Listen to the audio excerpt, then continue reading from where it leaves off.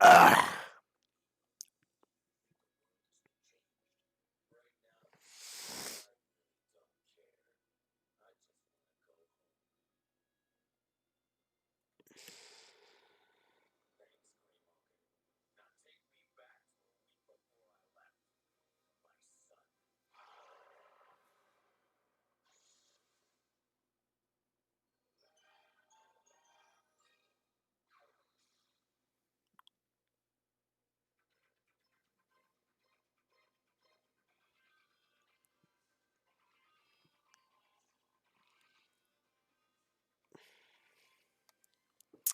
All right, chat.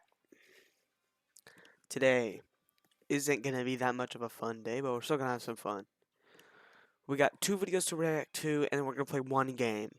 And I think that's how, you know, that's how today is gonna be. Um, it's pretty short videos.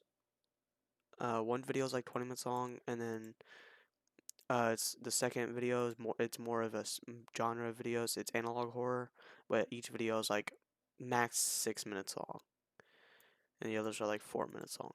And then we're gonna play the Battle Cats. But first, we have one video to react to. It is called SpongeBob Conspiracy: The Squilliam Theory by Alex Bale.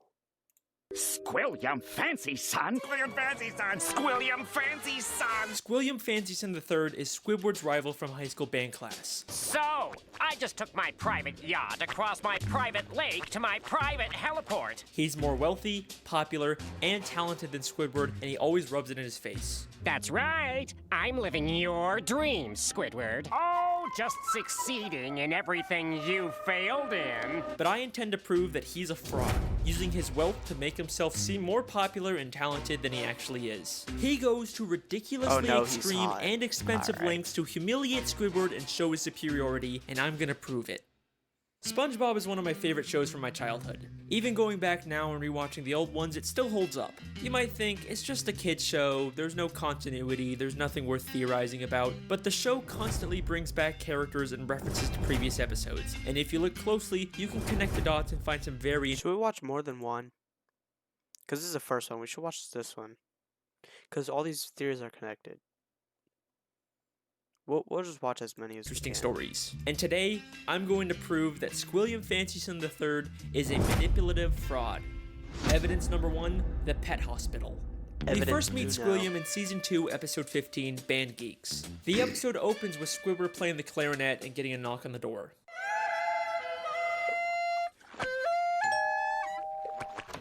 Yeah, we're with the pet hospital down the street, and I understand you have a dying animal on the premises. Immediately after, Squidward gets a call from Squilliam. Hello, you've reached the house of unrecognized talent. Please start after the...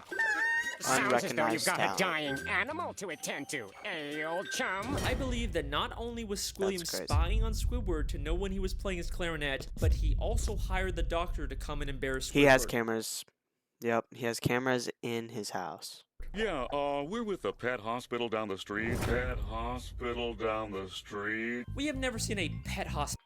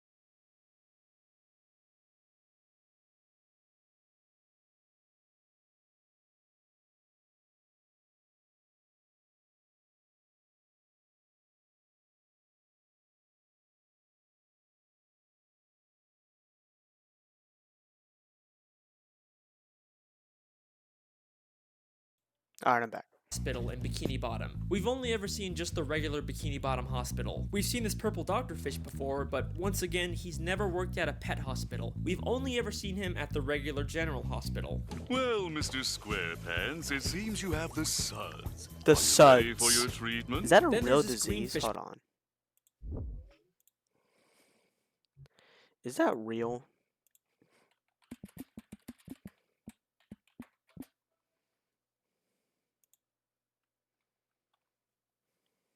Oh, it's a fictional cartoon disease. Okay.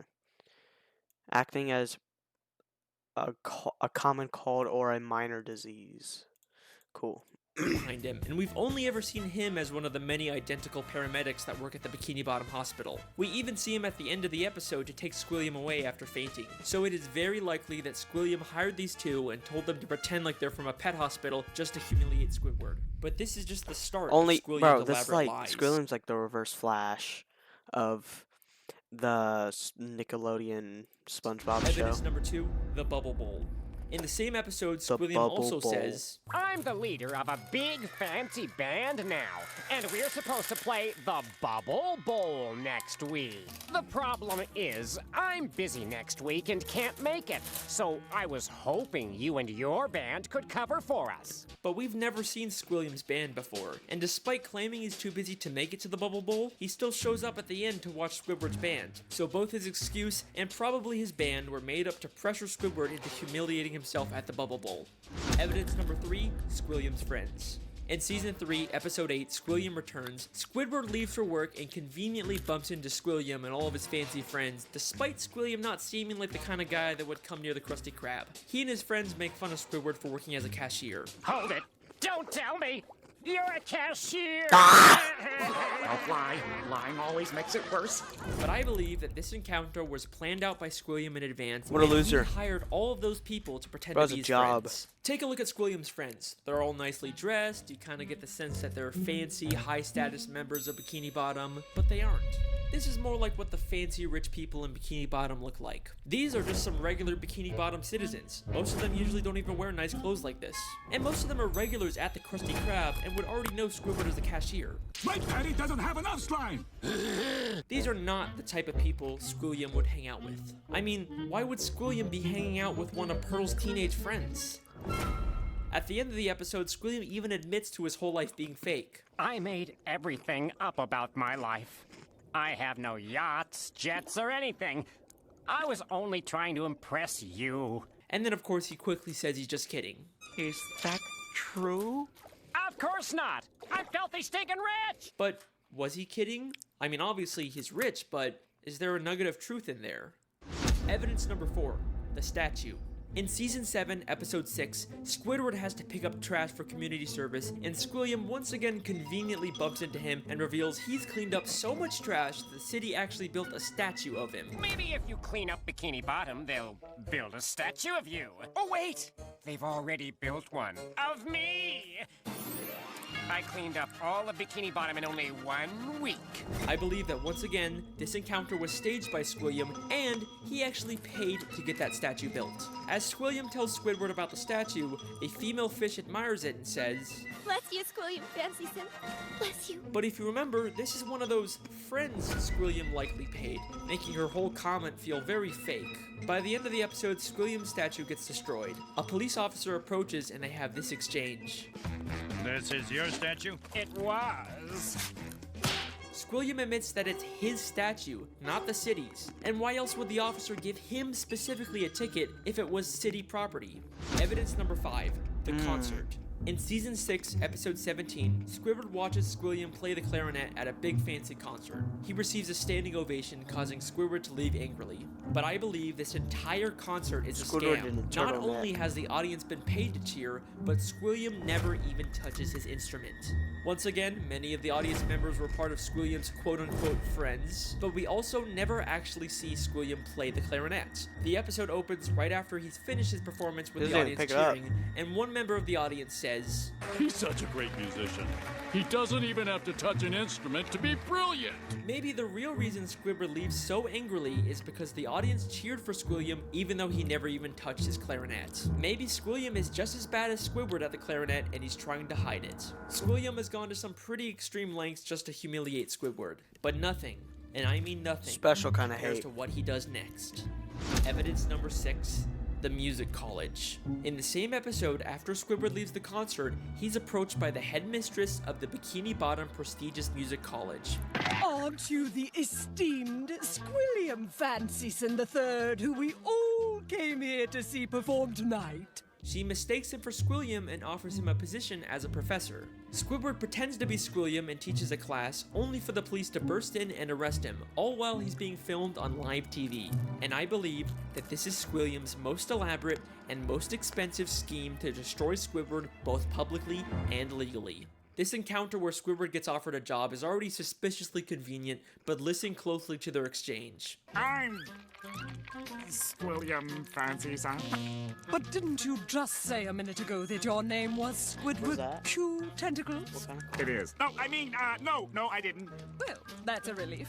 I mean, what kind of a moron would go to their worst enemy's music recital? Thank you. What kind of moron would go to their own enemy's music recital? How does she know that Squidward and Squilliam are enemies? If she knew who Squidward was, then why didn't she recognize him? Why would she mistake him I thought that was just commonly known in the Bikini Bottom verse. for Squilliam? This feels way too much like she was hired by Squilliam to set a trap for Squidward. And if that's not enough, the headmistress's associate is literally just a guy from the paid audience wearing a disguise. He just threw on some glasses to seem smart. Squilliam knew that Squidward couldn't resist the opportunity to teach a music class, even if it meant breaking the law. My very own music class. Then we get to the Bikini Bottom prestigious music college, and right off the bat, there's something very fishy about this place. The building itself is very green and grimy and has a very cheap metal look. Nothing about this says prestigious except for the big sign on top, which feels like the only new thing about this building. I think there is a very good chance that Squilliam just bought some old warehouse, then stuck a sign and some paint on it to disguise it as a college. I mean, look at these other schools in Bikini Bottom. They all have a very nice structure and a paint job, but this prestigious music college looks like a dumpster. Going into the Looks like a classroom, not dumpster. only does it have another one of Squilliam's friends, but if this is such a prestigious college, how did SpongeBob and Patrick get in here? Would you two True. numbskulls mind telling me what you're doing in music class anyway? Sure. Patrick's New Year's resolution was to learn to play an instrument. They say it was their New Year's resolution to take a music class, but you'd think it'd be harder for them to get into an esteemed music school if they just decided to go to it on a whim. Seems like they're just letting in anyone to sell this ruse. Then, both the police, Squilliam and the headmistress, and a live news broadcast show up at the same time to arrest Squidward for impersonating Squilliam. If the extremely coincidental fact that all of these people suddenly showed up at the same time isn't enough for you to believe that Squilliam set it all up, I've got something that's going to blow your mind. Squilliam literally has the police working for him. Squidward Q Tentacles, I'm placing you under arrest for impersonating a genius. If that doesn't sound like he's been paid off, I don't know what does. The lengths that For Squilliam goes to impersonating a humiliate genius. Squidward are insane. He literally builds statues and entire buildings just to make Squidward feel inferior. But why? Why would anyone go so far to embarrass an old high school band classmate? What happened between them? What could have caused this extreme level of dedication? Well, unfortunately, we never really get much information on their past. I've spent hours reading through the SpongeBob Wikipedia and looking at old episodes, and there really just isn't any clues that would explain their weird relationship. I guess we can't solve everything, but either way, that's my theory. Thank you so much for listening. No, I it's really not. hope you guys enjoyed. I'll see you next time. I was actually about to click off. Wait a second.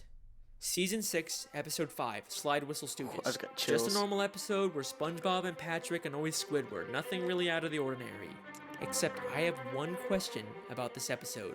I just saw it. Why does Squidward have literally just saw it. Squilliam's robe? That is clearly not the purple robe he usually wears. That is Squilliam Fancyson III's robe. Why would Squidward have this? Unless they were more than just classmates. Could they have once been dating? No way. Maybe. That's not possible. There's no evidence to support that. Right? Don't be intimidated, Squidward. I do know a gay Imagine band him in teacher. his underwear. Oh no, he's hot! No, it can't be. I mean, what kind of a moron would go to their worst enemy's music recital? It's been right in front of us this whole time. Our sources last saw Evil harassing teenagers up at Makeout Reef. Make What was that out clip? rage. Good time. Oh. Voted most likely to suck eggs in high school. Holy shit! I look who wish I was canon. Okay, next one, the television theory by the same dude. The show SpongeBob SquarePants is not what you think it is. After this one, There we'll is a watch that secret more and group more. of puppet masters who are always watching the citizens of Bikini Bottom and pulling the strings. Hidden within Bikini Bottom are spies that keep an eye on the characters and make sure everything goes to plan. This is a conspiracy that will fundamentally change 5 the years way you ago? look at the show SpongeBob SquarePants. No and way. I This believe gotta be like it's all 30 years actually ago. 5 intended years by the ago? creators. And I'm gonna prove it. This 21? is the television theory.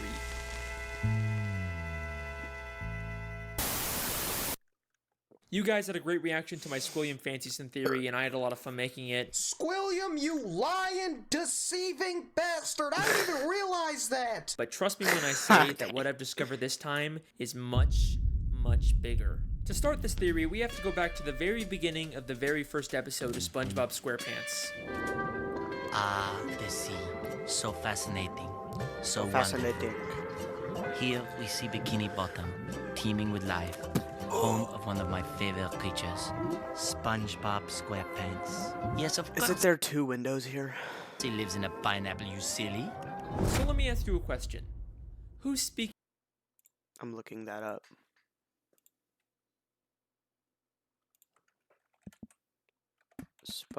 SpongeBob's house. Yes, there is 2 windows. Is that bad? I think that's a mess up. They messed up there. Of course he lives in a pineapple, you silly. So let me ask you a question. Who's speaking in this clip? The narrator. Well, obviously that's just the narrator. We hear his voice many times throughout the show. Ah, Goo Lagoon. Lagoon. A stinky mud puddle to you Is and that me. Tom Kenny? Ah, the Krusty Krab. Through these doors past all the many times of undersea life. Pop's boating school, where diligent students learn the rules of the road. But who Is it the exactly same is narrator? The narrator. Well, he's just the narrator, right? We're not supposed to think about who he is or why we're hearing him. Lots of shows.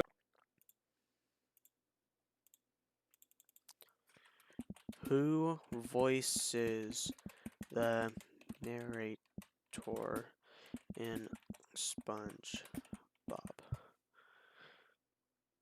Tom Kenny. I literally said that, dude. His name is Frenchie. He's a narrator, though. That's wild. How many people does Tom Kenny voice in SpongeBob? I'm looking that up too. How many people does Tom Kenny voice in SpongeBob? Hundreds of characters. Hundreds. He voices SpongeBob, Gary the Snail, Patchy the Pirate, French narrator, Old Man Jenkins, the Dirty Bubble. What? 350 distant characters within SpongeBob, within the SpongeBob universe alone. I plays Gary the Snail. That's freaking crazy, man. Oh my. Shows have narrator framing devices we're not supposed to think about. I was amazed that Mommy had made a rainbow. Bro, I hate this guy. Just This like guy sucks. in the picture. But there's something different about this narrator. He sounds a lot like he's narrating a nature documentary. The ocean. From above, a simple blanket of water. But below, a complex Oh, I get what he's saying. world full of color, life, and wonder. I get what he's Ah, saying. the sea. So fascinating. So wonderful. Here we see Bikini. So he's saying that this dude, the narrator, is recording and narrating like the fish in Bikini Bottom. Like a human is doing that. Teeming with life. What if I told you that he's not just some random disembodied voice? He's an actual character in this universe. Here we are again at the Bikini Bottom boating school. That was my theory. Never mind. I was wrong. Today is once again the I like the freaking layout that he does. The background being SpongeBob and then the clip. I like day of that's SpongeBob's cool. boating school exam. But more importantly, this is the last test. Yo, none of my fans are on right now, and it is so cold, bro. Oh my gosh, dude. For the year. And if SpongeBob does not pass this one, it means another whole year of boating school! SpongeBob literally crashes into the fourth wall. Hold on, give me 1 sec. I need to fix something.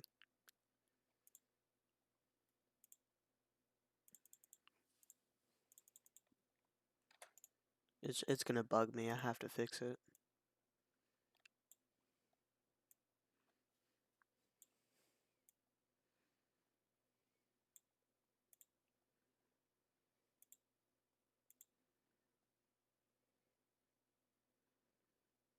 Nine 7 9.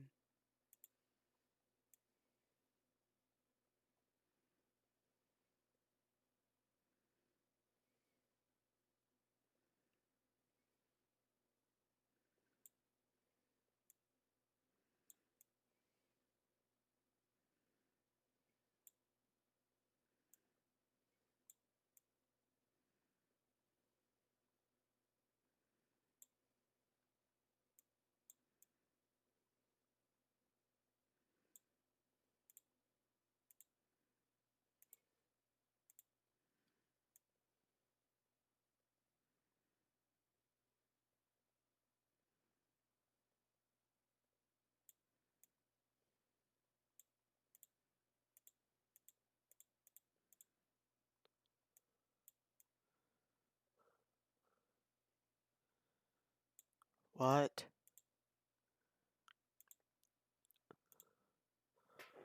979, yeah.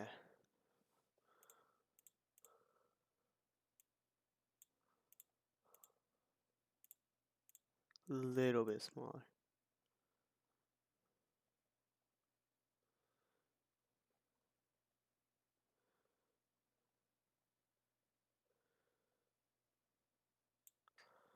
Oh, I did it. Oh, dang it. I didn't do it. Bring it up a little bit.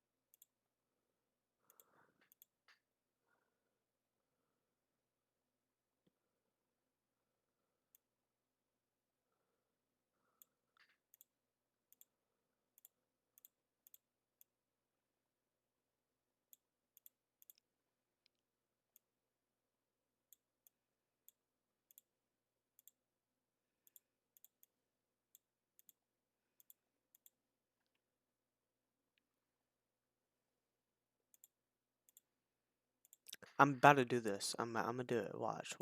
I'll figure it out. My breath smells like coffee, dude.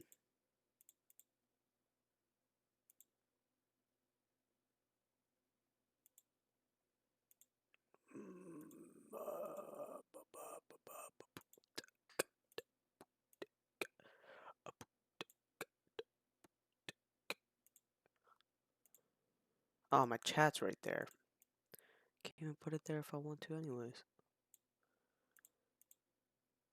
We'll do this. Put it there. Ooh, that's kind of tough. Hold on. I like that. Alright. Good. Okay, lock in. And we actually get to see the narrator and the camera he's been filming with. The show SpongeBob SquarePants is not just a... Come on, back it up. It means another whole year of boating school! SpongeBob literally crashes into the fourth wall, and we actually... Oh, so it's kind of like Deadpool. Get to see the narrator and the camera he's been filming with. The show SpongeBob SquarePants is not just a cartoon. Everything we see is a part of a nature documentary television show being filmed by scuba divers. And if you're still not convinced, I searched... What are these shoes? I want these shoes. Really? I want his whole fit, actually, and his glasses. really hard and found an old SpongeBob DVD bonus feature that basically DVD. Oh, bro, DVD. Hold on. That just unlocked a memory. Hold on. SpongeBob DVDs. We need to bring DVDs back. DVDs in the Big 2.5. We need these. Oh my gosh, bro. This was my whole childhood, dude. Oh, these. Bro, this one. No, not that one. Man, I don't even remember. Oh, these right here. These are the ones that I had. This one was my favorite. Actually, nah. I like season 4. Nah. I don't know. I liked all of them. God, this one brings back some memories, though. This is my favorite episode. The medieval SpongeBob episode. It's so fun. I like time travel and stuff, dude. SpongeBob medieval episode. Bro, this episode was the best episode. Lost in Time. Oh my gosh. I loved this freaking episode, dude. Season 4, episode 6. Season 4 is probably the best season. God. This guy was so suicidal. But it was my favorite episode, dude. It was amazing. Mostly because I really like time travel. And, ooh, LAI. Is this AI? I don't know. But if it is L. Yeah, this is AI, 100%. But, dude. Man. And it was very fun seeing them in a medieval time, and I really love the game Skyrim, so. Confirms everything. Since before time even existed, land-loving scientists have tried to learn the secrets of intelligence. Their studies led them to the sea, where the citizens of one undersea colony demonstrated a genius so enormous, the scientists felt compelled to record their actions for use in teaching mankind how to live better. The name of this miraculous place? Bikini Bottom. Pouring over the mass of brainy masterminds scattered about this strange land. What is the reason why they named it that? What? Let me go Google Translate. Let's type that in Google Translate. Google Translate. Ooh. Translate. Now, where does SpongeBob live? Because I don't know how to spell Bikini Bottom. Well, they have his address, 124 Conch Street. I didn't know they had like that system. Oh no, because they do deliveries.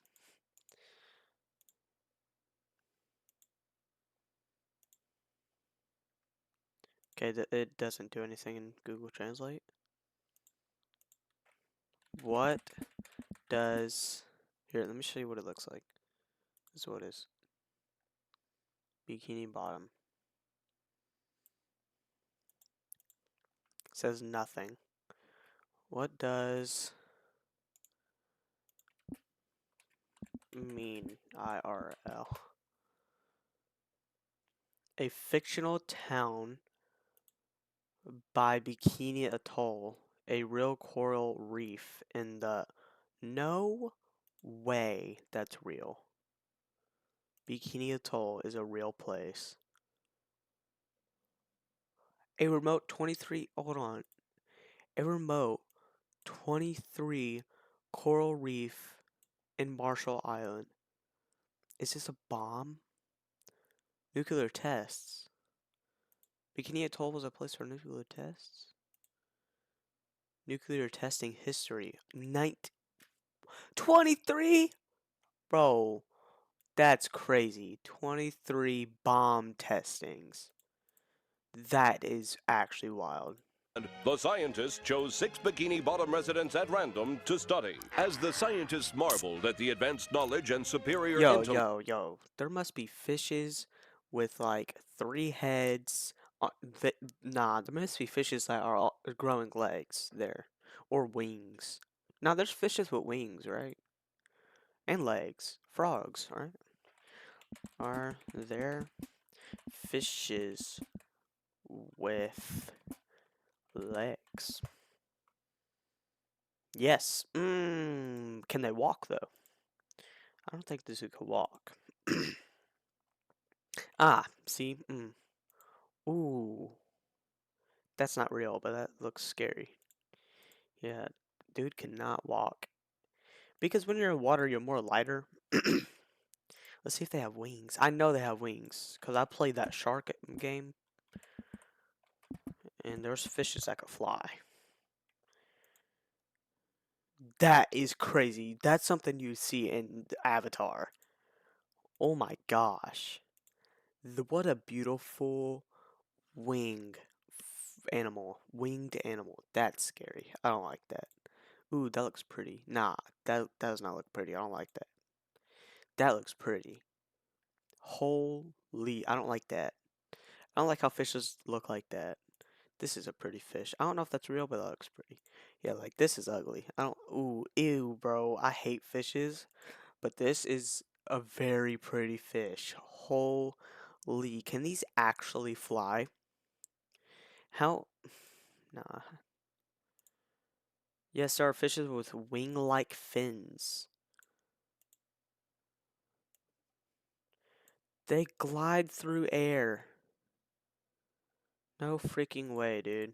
Alright, that's freaking crazy. Of these 6 creatures, I went to college! I went to college. They rolled their camera. What's your favorite line? I feel like my favorite line is I went to college. Either that or like, man, I went to college. Or the Infinis Mayo instrument. I feel like that was kind of cringe, but funny at the time. But when people started turning it into memes, I feel like memes could easily ruin a show for me. And took notes. And now, finally, we in a game. Yo, No, I'm Not a Human. Such a fun game. The memes, terrible. How they ship when they shipped the tall, pale white man with the main antagonist, I thought it was funny at first, but they started overdoing it. All right. It was funny at first. I was like, you know what? That's pretty funny. And then I was like, now I'm seeing it everywhere. Every time I look up, No, I'm Not a Human, pale man. I keep on seeing like people drawing them literally making out, and I just kind of want to know the lore, but nah. And learn all of the things that it's very weird. I feel like that the game is supposed to tell a very real story, all right, and people are being weird. Cause what if those people are based off real people that the creator made? Real people, and people are shipping them. What if the creator that made that game, he based that off his brother and him, his relationship with his brother. People are shipping them. I'm not saying that he does that. I'm not saying that he based the game off him and his brother relationship. I'm saying that what if like FNAF, people really like Toy Chica. That's so cringe, bro. So cringe. Like, people are serious. People are serious, bro. It's weird. Smarty Pants. It's a hunk of metal. It's metal. You're looking at pixels, bro. People are licking their screen for a hunk of metal. That's not real. Have to teach us life lessons from Bikini Bottom. And I get it's not real. I get when people joke about it 1 or 2, maybe 3, maybe 5 times, it's funny.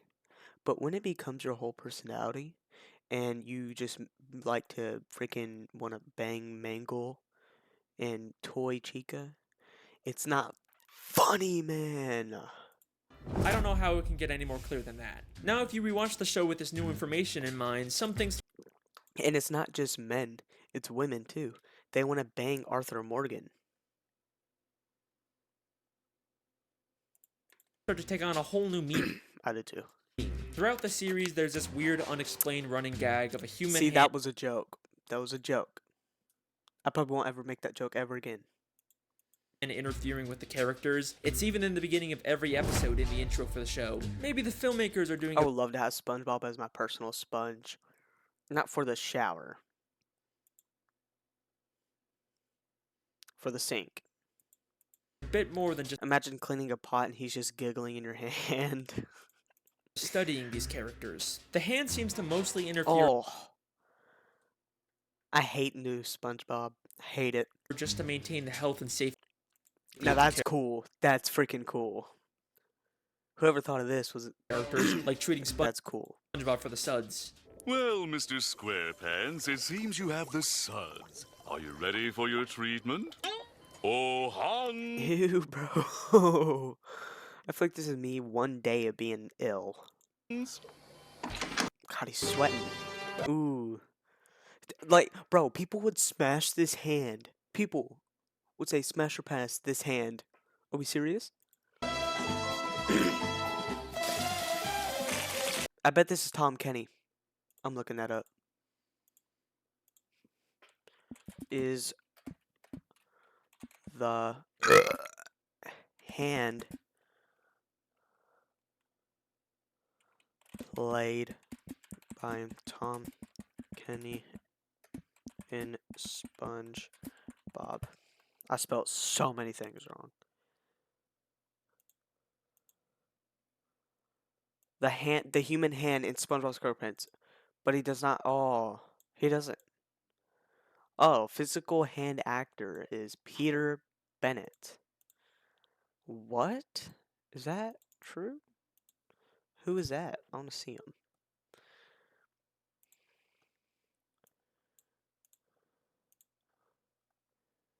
Is he still? So this is the hand that you see, everyone. This is the hand. The man in the image is Peter Bennett, a longtime art director and background painter. Oh wait, is this him? Oh, he died. Almost 2 years ago. Okay. R.I.P. R.I.P.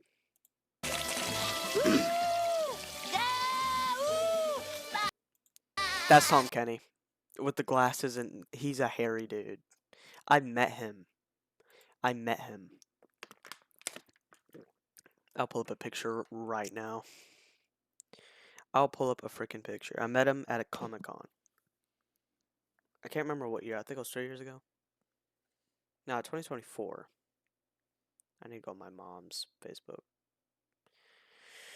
I gotta take a dump, bro.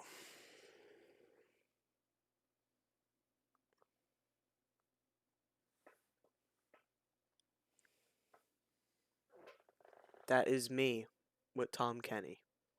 I'm bald. Hold on. Let me see if I could. I don't think I could zoom in. Dude, I'm thinking about going bald again.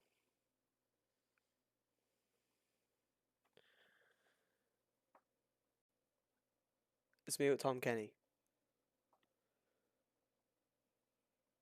I'm bald, though. I'm very bald.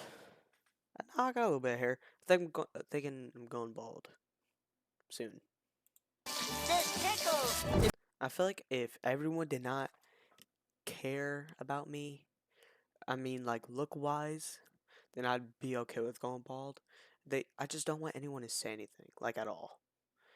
They don't say anything. They just go about their day. Yeah. Excuse me. I'll go bald if I hit 100 followers this year. If I hit 100 followers this year, I'll go bald. It makes sense that the filmmakers wouldn't want to risk the safety of their main character. After all, there's no show without SpongeBob, but that's not the only reason why they interfere. Season 3, Episode 16, I Had an Accident, is infamous for having one of the most absurd, confusing endings in the entire show. It ends with a real gorilla suddenly coming out of a... This episode scared me, dude.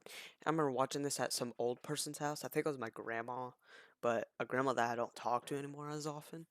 But dude, this episode freaked me out, man. I was actually scared. The way he was talking, not even the gorilla scene, the way he was talking to the chips in the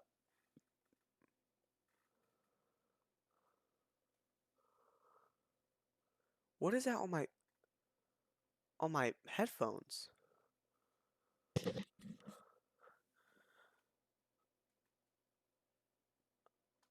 Okay. The way he was talking, bro, I'm about to put up a picture. The way he was talking to the chips, SpongeBob talking to chips, potato chip, a penny, and a napkin. Yo, this. The way he was talking to him was so scary, dude. Like this. I mean, that's pretty cute. But, bro, it was actually scary. Ooh, see, that looks like analog horror, bro. Heck nah. Okay. Patrick I'm gonna actually get through this video, though. Costume and attacking the characters. A real gorilla?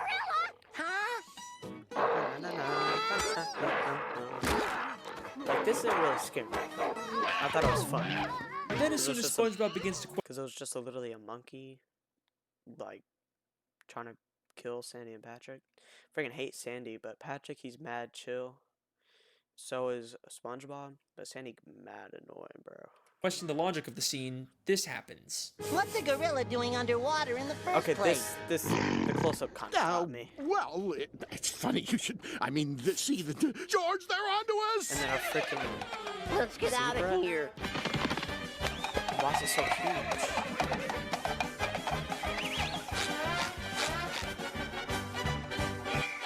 Yo, what were they smoking when they thought of this episode?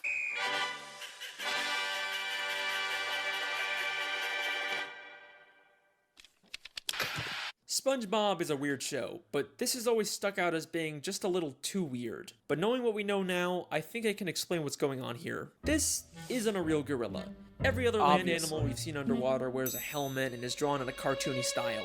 The gorilla is shown in a live-action style, and the only time we ever see live-action characters is when they're human. So I believe both the gorilla and the horse he rides away on are humans wearing costumes. The filmmakers set this whole thing up just to make the episode more entertaining. It's starting to seem like this isn't strictly a nature documentary anymore. It's more of a reality TV show made for entertainment. Freaking hate Who this knows show. what other absurd elements of the show are actually put there by the filmmakers to make the show more entertaining and profitable. Although, based on the people's reaction, it doesn't always seem to pay off. But how far will the filmmakers go to make the show more profitable?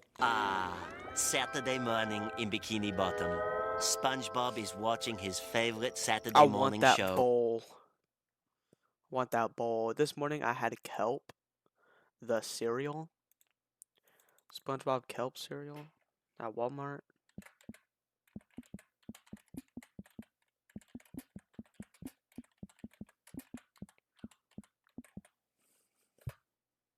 It was insanely good. But somebody left it open. This. And this is what it looks like on the back. No. It was $4. That's wild. And someone's selling it for $14 on eBay.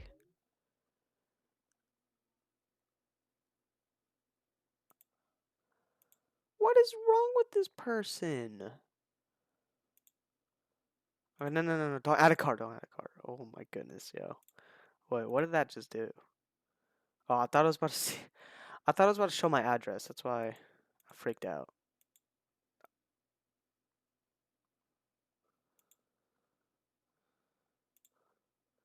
Okay, that was stupid. I don't know why I did that.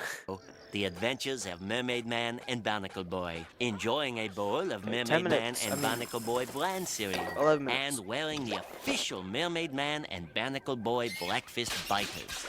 If we think of this as a television show, this sounds an awful lot like a product placement. I mean, listen to how the narrator specifically says the full names of the products. The Adventures of Mermaid Man and Barnacle Boy. Mermaid Man and Barnacle Boy bland cereal. Mermaid Man and Barnacle... So it's kind of like the Truman Show. That is a crazy freeze frame, dude. Why is he looking at me like that? Boy Blackfist biters. Why don't you let me fix you some of the Mococo drink? That's the Truman Show. All natural cocoa beans. So he's like in a show. Is this literally just a theory? That he's in a show? Upper slopes of Mountain Nicaragua, no artificial sweeteners. What the hell are you talking about? Great movie, by the way. Who are you talking to? Maybe the Mermaid Man and Barnacle Boy TV show is actually from the surface world. They are human after all. It makes sense that the filmmakers would choose to highlight these popular... Yo, I would love to watch this show. Like, if the only spin-off show it should have been is this. That's all it should have been. No kelp coral, none of that. Don't change the lore.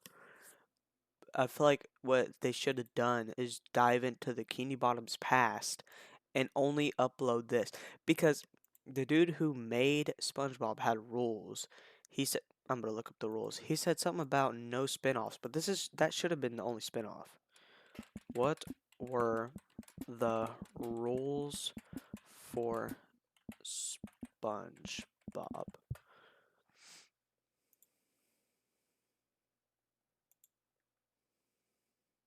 Okay. No driver's license for SpongeBob. The secret formula would never be revealed. SpongeBob was designed to be asexual, which means no romantic partner. No crossovers or spin-offs. SpongeBob dynamics, which means SpongeBob must never realize Mr. Puff hates him and must never treat Patrick as if he is smart. No phones. Background characters were genuinely not allowed to use iPhones. I don't think that's true. SpongeBob background characters using phones. Is this real? Is this real?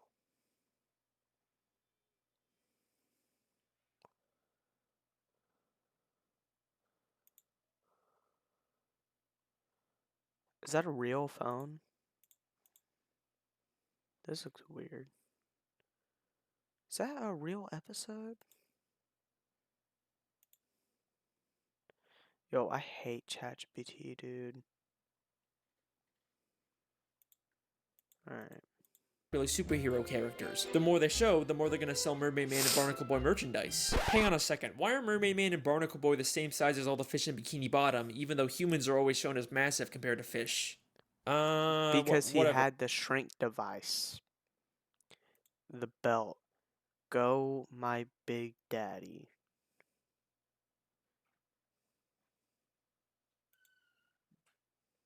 Oh, yo.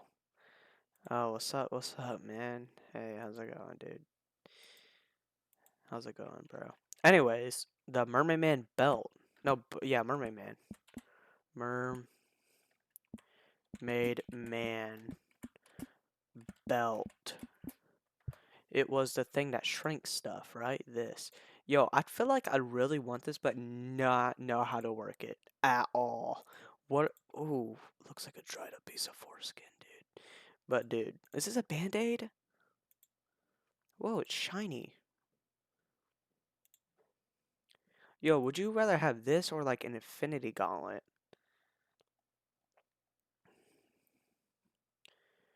Jeez. God, he's so round.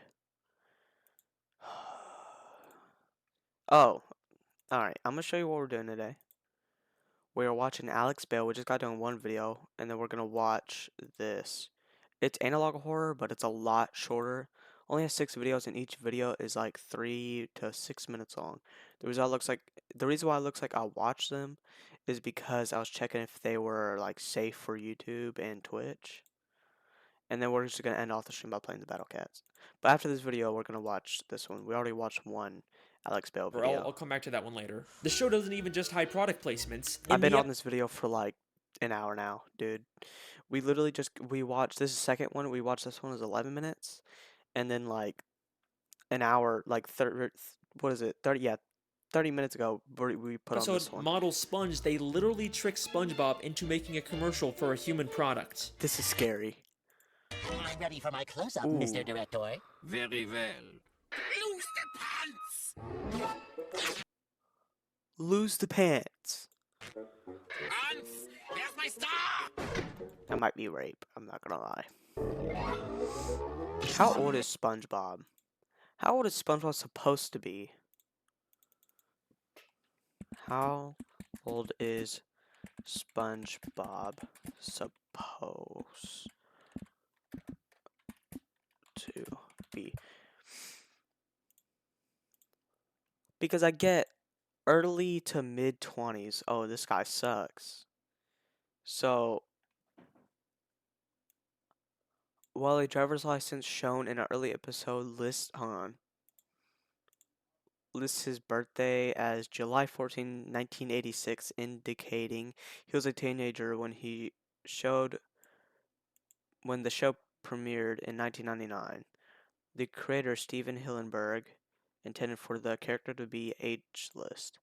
Ah, okay. What's happening? What's happening? Why is it in this color?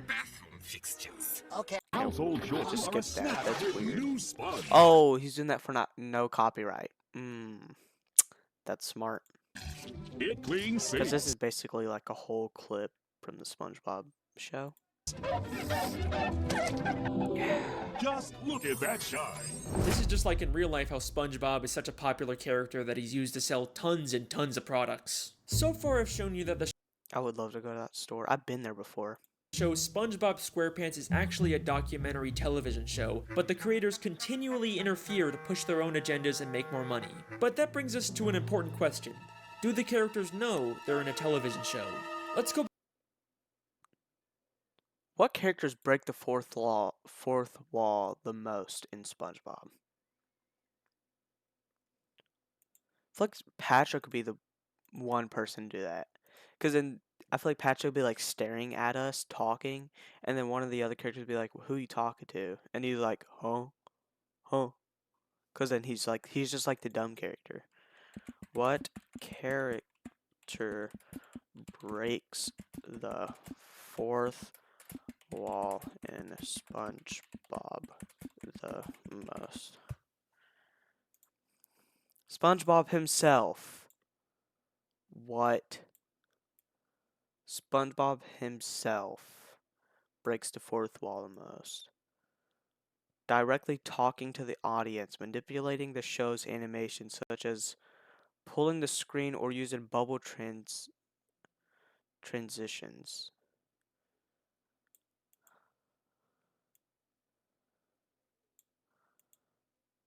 That's wild. I'd really thought it'd be like Patrick or something. Where SpongeBob hits the cameraman. It means another whole year of boarding school! So it is SpongeBob. What happened? Oh, nothing, What happened? SpongeBob. You just struck another pedestrian. Struck another pedestrian, yo. I feel like it cannot be that hard to drive, dude. My mom, she took me to a driving thing. I went to drive in a parking lot that she just found a random parking lot and dropped me off there. And yo, I feel like I did pretty good. Go to my mom's Facebook, you'll find that. You'll find it. Actually, no, I don't think you'll find it. I don't think she posted. Calls him a pedestrian, which sounds more like she thinks he's just some random Bikini Bottom citizen. Oh my gosh. Paused. I accidentally paused at the right time. Is this all the characters? Yo, hold on. This is like fun to look at. It's like finding. It's like Where's Waldo? Who is this guy? I like different versions of characters. Like all the different versions of Superman. Like look at all the different versions of Mr. Krabs. Bro, look at the different version of freaking Pearl. Oh, this is so cool. I love animations. Different types of marine I life love and shows just in general. SpongeBob are so diverse and weird looking that it's I'm so sorry. It's not too hard to believe that. Who is this guy, bro? Hey, Plankton deserves to be right here, dude. You could barely. I didn't even notice he was here. He deserves to be right here. The characters just think these filmmakers are another weird type of fish. And back to the gorilla episode. This episode scared me. The gorilla and the horse immediately get nervous and run away when SpongeBob questions what's going on. Ooh, that close. Oh. Well, it's funny you should... Who played the gorilla? That's what I want to know. Who... Oh, whoops. Played the monkey in SpongeBob.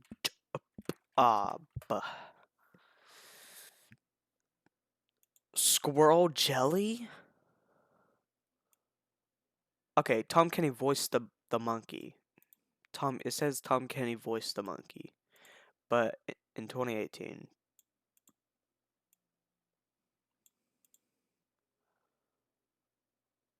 D. Bradley Baker. Oh, is this like an official? Alright, skip. I mean, see, George, they're onto us! George, they're onto us! Let's get out of here. Almost like the creators don't want the characters to be aware their lives are being interfered with. Now, there isn't a ton of footage of the characters interacting with the filmmakers, but I dug really deep and found the smoking gun that answers all of our questions. This is an old commercial from 2004 made to promote the SpongeBob movie. Made it to do the first SpongeBob movie? Yeah, definitely, the animation. SpongeBob, what kind of jellyfish is that? It's not a jellyfish, Patrick. It's a spaceship. Hey guys, it's Carlos from the Zone. I was wondering if you could answer a few questions. Questions? Run for your lives! No, Pat, don't you see? Questions run for your life. Okay. It wants to learn about our world, and it's chosen us. What? Yay! We've been chosen. This dude Patrick cannot be serious, bro. Hey, I need to watch the SpongeBob movie again. I really wish we could watch movies on stream. I wish. A submarine comes down to SpongeBob and Patrick. Hold on.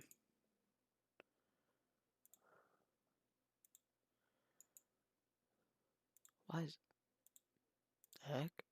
Alright. To ask questions to promote the new movie. SpongeBob and Patrick are but I've seen Stranger Things. Clearly confused by this and think the submarine is some kind of alien. They also have no idea that they're the stars of a movie. Well, thanks guys. We'll see you in the movie. That honk scared me, dude. I thought somebody was honking outside. Movie? What's that? I don't know. So I think it's pretty clear at this point that the characters are the way he edits stuff is so where cool. their lives are being filmed and interfered with. But there are some like the way it just has the SpongeBob background and then it has the video. Characters that have to have this is an iconic episode too, right? Some level of awareness. For example, the Dr. Fish that told the human hand to treat SpongeBob. SpongeBob is so chopped. This guy's chopped. And the Director Fish that directed the commercial for the human world. What makes these characters so special? First off, the Director Fish isn't actually from Bikini Bottom. Before he directed this commercial, we saw him as a citizen. Did y'all get y'all's schoolwork done today?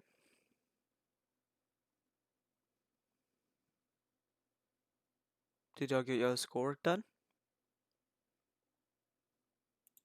Of New Kelp City in the episode Whatever Happened to SpongeBob. Out of all the because I did characters they could have used, they specifically chose a character from out of town. Almost like the filmmakers didn't want to use anyone in Bikini Bottom so they wouldn't risk everyone finding out about the television show. Oh my goodness, yo, flashbang. Look at my new wallpaper. Look at that. That's Hope. Hold on. Look how beautiful this is. I get saved every time I open my phone. My savior. Fish. We don't know where he originally came from, but he's an extremely suspicious character. Usually he's purple, but sometimes he's orange, sometimes he's purple with orange hands, sometimes he's a pirate, and he bears a striking resemblance to Dr. Manowar from the Jellyfish Convention. And now it only hurts when you touch it. Why does he have so many different disguises and identities? Bro, what is he hiding? I believe hidden throughout Bikini Bottom are spies like this who are aware they're in a television show and keep tabs on the main characters and make sure everything goes to plan. Oh bro. Who are aware they're in a television What is he doing? Show and keep tabs on the main What is he doing? Characters. Just eat the burger and make sure everything goes to plan. There's so many suspicious characters in Bikini. I love SpongeBob.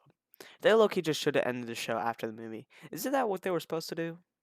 After the first movie, they was gonna end the show, but Nickelodeon bought it and then just decided to make 50 million movies and spin-offs and killed the show.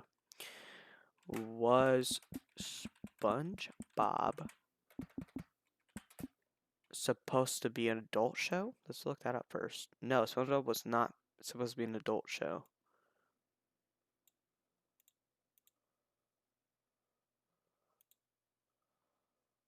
I kind of like that animation.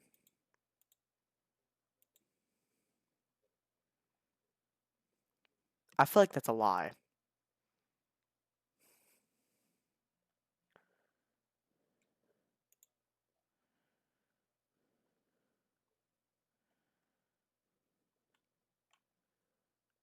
What was I gonna look up? Oh yeah, was SpongeBob supposed to end after the first movie? Yes, SpongeBob SquarePants movie 2004 was originally intended by creator Steven Hillenburg to be the final after 3 seasons. How much money did they make? How much? All right, just bottom that it could literally be anyone. The mailman, the hot dog vendor, Old Man Jenkins. It could literally be anyone. But what if I told you that? I go into a trance every time I see that, dude. Old Man Jenkins, it could. Bro. So many characters. Could literally be anyone. But what if I told you that the biggest spy I lost the plot. I paused this too many times, dude. I lost the plot. All isn't some random side character. It's one of the main characters of the show.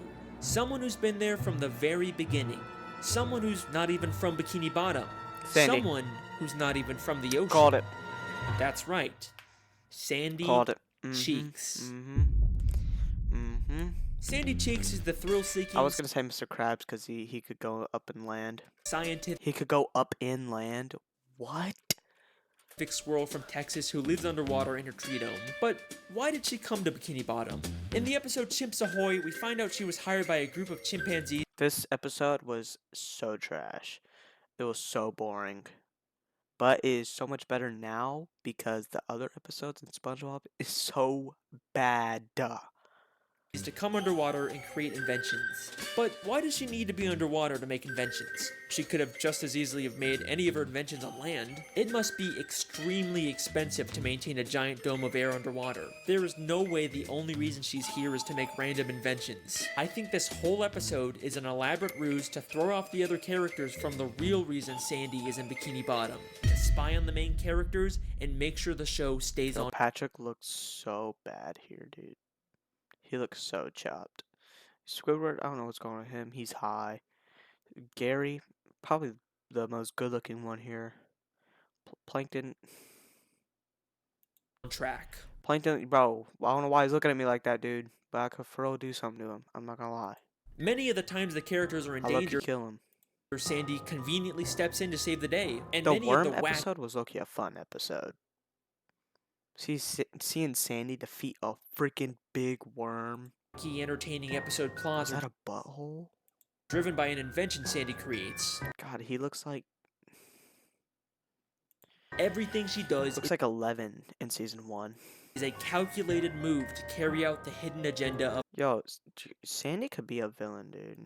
The filmmakers. Her entire friendship with Squidward is so chopped. SpongeBob and the other characters is built on a lie. But you're probably saying, Sandy is a sweet, friendly squirrel. Look at this face. Never trust a squirrel. There's no way Never. She's behind this. You're not convinced yet? That's No, okay, because what I'm about to show you is so mind-blowing. So he's making it so scary, dude. For what, bro? Bro, how much views does this have? 9 million views. Oh my god, dude. He made a bag off this. Insanely He made a bag off this video. 200k likes. Jeez. Oh. Revealing that a video with 1 million likes don't even hit 100k likes. That means half of the people that are watching that video does not hit the like button. That is messed up. Actually, the whole reason I decided to make this video. Get ready for the big one. Season 10, Episode 10, Feral Friends, is the episode that... What is that episode?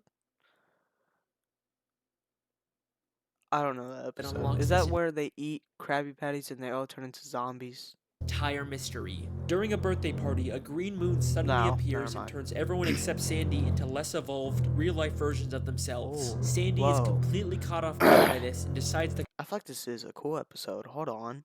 ...call someone for help. And take a guess who she calls. I feel like they could have made a better reason why they turn into animals.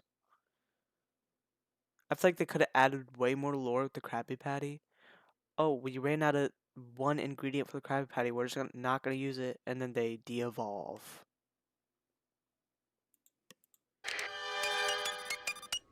She did not click like half of those buttons. I thought...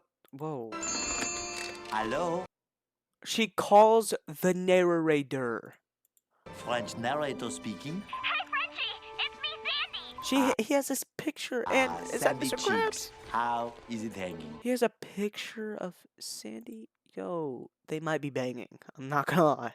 They might be banging. Oh, it's not hanging too good, Frenchie. You see, there's this... Don't say another word. I have been monitoring the behavior I like his shoes. of the green moon all day. Huh, yeah, I guess that's a pretty interesting clip, yeah. Holy shit! Sandy literally calls the narrator to let... Just has him. He just had... Bro, I want that phone. I want her suit. I wonder how many, like, hidden compartments she has. Don't know what's going on and ask for instructions on what to do next. She has been working with them the entire fucking time. He even has a picture of her on his desk. I'm telling you, bro, they might be banging. Dude's banging a squirrel. This is where I originally planned on ending the video, but there's there 3 is minutes still left. What are you one gonna small say? issue with the television theory. Just one nagging plot hole that contradicts everything. If this is all a television show filmed by scuba divers, then how are we seeing inside the buildings? It's not like any of the humans filming the show could fit inside them. It's one annoying thing that keeps this theory from being... They have security cameras. Complete. I mean, the most logical explanation is that they have hidden cameras inside of everyone's homes, but we never really see anything like that. Oh, I know that episode. That's a good episode. Holy shit. Season 6, episode Truth or 24, Square. That's a good Truth or episode. Square. The SpongeBob 10th anniversary It has special. like a lot of plot holes though, doesn't it? Where they reveal lots of stuff about the characters. But the most damning piece of evidence comes from when the characters get lost in the Krusty Krab vents and then he looks like he was eating Mr. Krabs' butt, yo. End up in a room full of monitors showing live footage of all of their homes. That's crazy. Quality Change through the copyright called it. Literally My called house it. is on TV. All of our houses are on TV. Meow. Meow. Gary the Snail, you get down from that bed this instant. Hey, there's my house. Look, it's Sandy. Yo, Patrick is kind of smart, dude. How did he build a TV out of sand? He couldn't have bought the TV. Could not have bought it. He has no job. And who is the character responsible for all of these hidden cameras? Mr. Sandy. Krabs, why do you have cameras Oh, is it Miss watching Krabs? us? Oh, Miss Krabs and Sandy's working for I just want to him. make sure you all floss after every meal. Thank you, Mr. Krabs. Dental hygiene is very, very important. Dental hygiene? Eugene, you lying bastard. Of course he would sell out his friends for a quick buck. And if there's any part of you that thinks there's some He would chance do Mr. that. Krabs has all these hidden cameras for some other reason, then take a look at what happens next. Hey, who are those guys? I think it's us, Patrick. But who are they? Alright, they're not even trying to hide it anymore. A cameraman and a boom operator have been following around the characters this entire time. And just like the gorilla, as soon as they get seen, they make a run for it. The Wow. case is closed. The case is closed.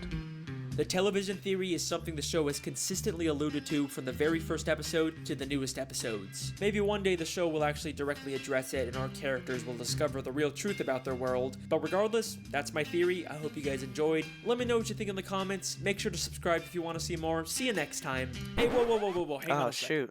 Oh, I actually thought he was about to end it, dude. Okay, come on. Thought I forgot about the Mermaid Man and Barnacle Boy Oh, thing, didn't ya? shoot. Alright, here's a quick bonus theory. Mermaid Man and Bonus Barnacle theory? Boy were two superheroes that fought crime underwater and protected the sea from evil. Whether or Bro, not we need a sequel. They should, bro, hire me, bro. Hire me. They should have done that. When the season 3, the first movie came out, they should have ended that and then made a sequel of this. I guarantee superfans of SpongeBob would definitely 100% watch this sequel. And then have little Easter eggs and then background about Bikini Bottom, how they built Bikini Bottom, how the bombings, the bomb testings in Bikini Atoll. Bro, they should have done that.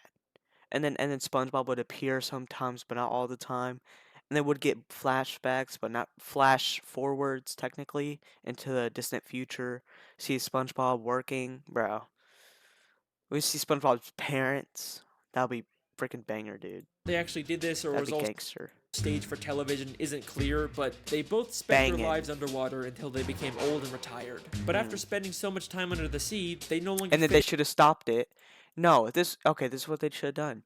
They should have told both of their origin stories, fought their first villain, season 1. Season 2, second villain, the Dirty Bubble. Third villain, in season 3, whatever villain they have. And then for the fourth and final, they're really old. They fight all 4 of them with the help of SpongeBob, Patrick, Squidward, and Sandy, was it? And when they all became superheroes, and then they all retire. Well, 2 of them retire, Merman and Barnacle Boy, and then that's where they come in. Hold on, SpongeBob Fantastic Four. This. Where? This is what they do. See? That's cool. That's cool. Alright. in with human society. Plus, Mermaid Man is clearly dealing with some form of dementia and PTSD from fighting evil. But you can't retire. There's evil afoot. What?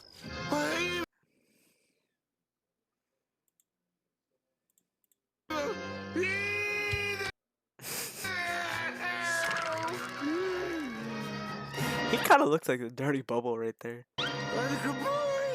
So, they decided to live the rest of their lives in Bikini Bottom. And in order to fit in better with their fellow sea creatures, they made the permanent decision to shrink themselves using Mermaid Man's shrinking belt. The case is closed. Again. I literally called that. I said that the way they... Goofy, dude. I said that the way they got smaller to use the belt. Alright, WVid, I need to take a pee. Count me down.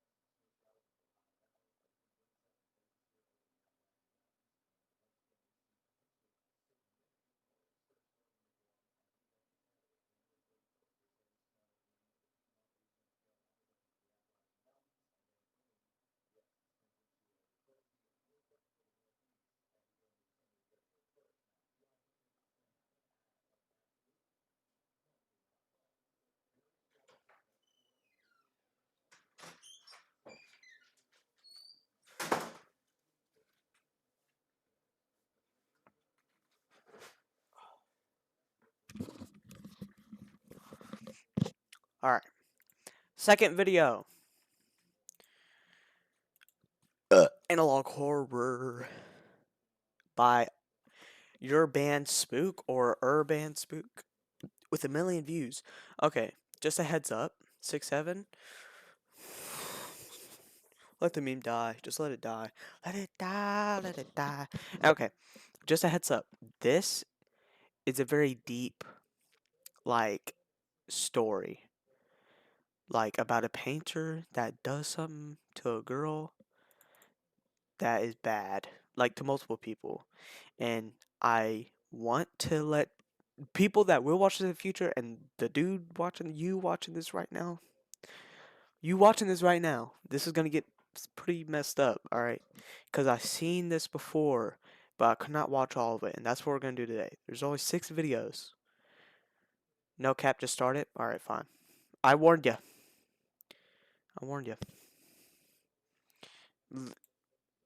Warning, the following footage may be disturbing to some audience. It's disturbing, dude. It's like Hitler and the devil had a baby. 6 months ago, police found 3 paintings stored away in an abandoned storage area, each titled after recent murders. This is where it gets bad, dude. You're about to see something scary. I had to indeed watch the first video. First victim was Carla Gray. Jean Grey, like X-Men. Found with 36 stab wounds. I don't know if this is based on a true story. To the face, and all her teeth removed. Probably to burn the body. If you watch You would know. The show You on Netflix. On the back of the first painting, the title Carla's Teeth was written. And this is what I'm guessing the back of the painting. I'm scared, dude. I don't know if I can show this on Twitch, but I looked it up and it says that it's safe and I should not get a TOS flag. This is the painting. Alright. Prepare yourself, dude. Oh! This is disturbing. Is my sound off? Oh shoot, it is. My fault. Oh, I should have just left it muted. Second victim was Jackie Graham. Found drowned with 27 stab wounds in the perineum. Is that bad? Not even that bad. Just watch it, bro. I'm looking up what that perineum means because I don't know if that's like the butthole or something.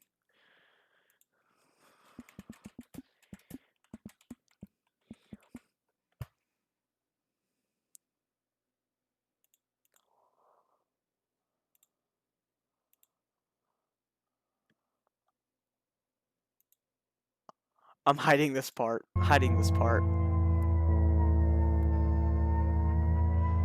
She was alive during the stabbings. I'm still gonna read it. Her painting is titled Floating Jackie. Hey, if you want to know what a perineum is, look it up. I'm not gonna tell you. This is the painting. What is it? Look it up, dude. Okay, this is what the painting looks like.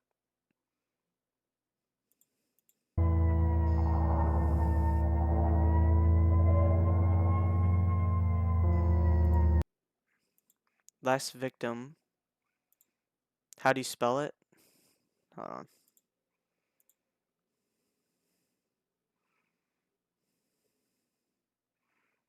Perineum.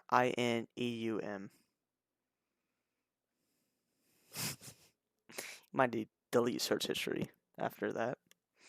After that search, big guy.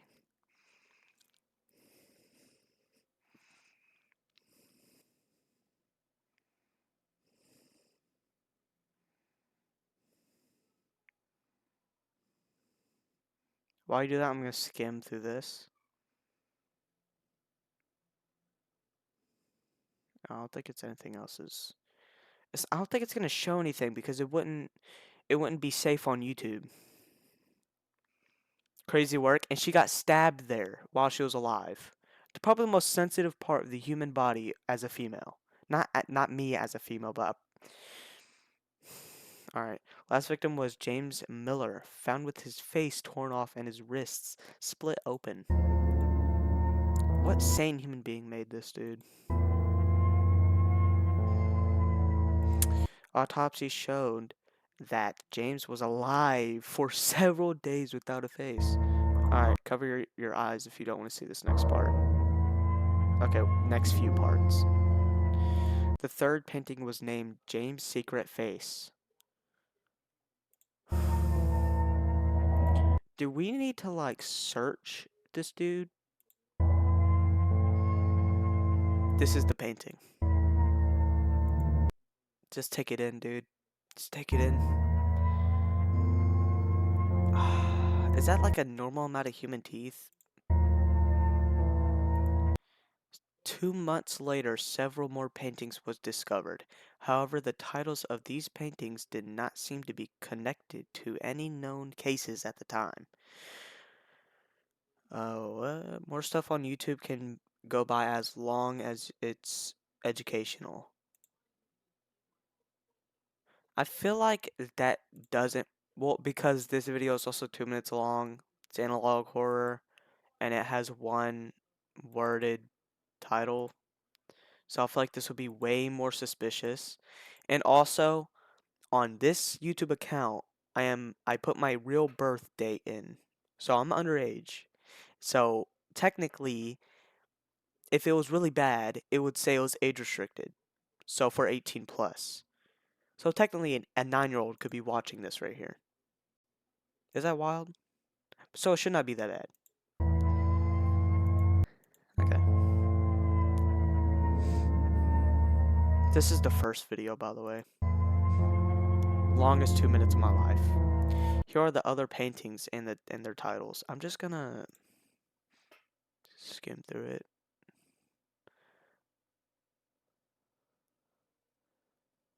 Okay, we need to be serious about this one. I know you might giggle IRL.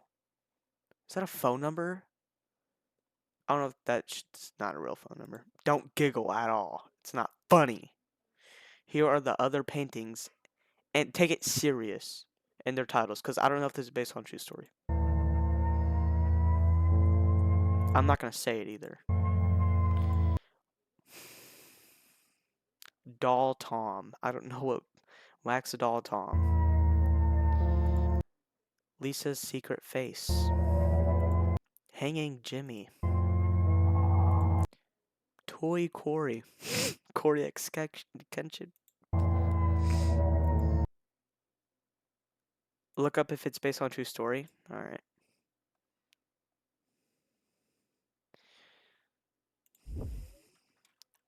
Is the analog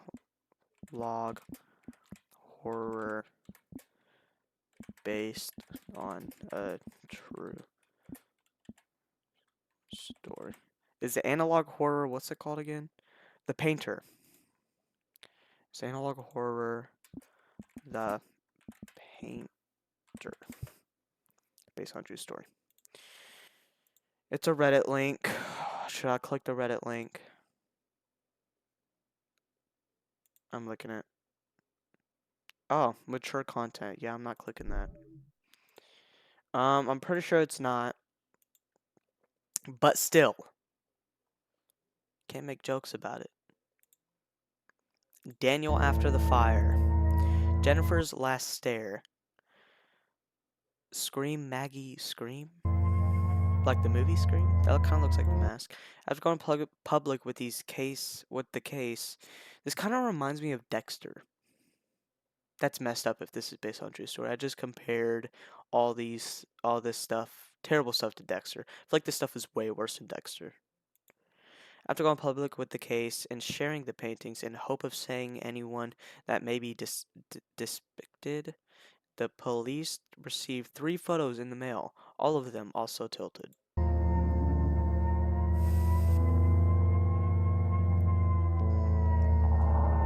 Funny how we went to SpongeBob and then we went to this. The photo appeared to the victims, James Miller, Jackie Graham, and Jimmy. I feel like he's gonna be like the main dude. Love the noises. Complete 360. It's funny. It's funny. James. Jackie. I'm not gonna. This is getting graphic. Alright. I'm not gonna show this. I feel like I'm on thin ice. Okay. Jimmy's not that bad. Just a dude. The reason why I feel like it's not gonna get TOS because it's not real at all. It's paintings. But if it's like graphic. It's not even that bad. Dude, I'm scared, alright, dude? If anyone knows anything about these paintings or about these photos or paintings, please contact 985-455-9560. Better call Saul Goodman. Breaking Bad reference. One final painting titled Self-Portrait. Oh, we're about to see what his face looks like. Was found 2 days ago. I'm hiding my screen, dude. I'll show you what it is, though. This is the painting. Oh, heck nah, bruh.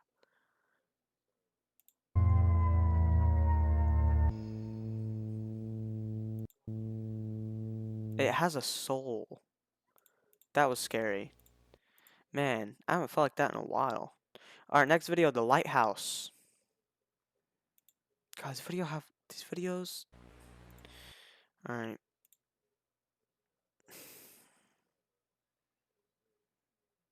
I'm gonna just skim through it real quick. Alright, it's just creepy images. Viewer discretion is advised. I could read. The Lighthouse.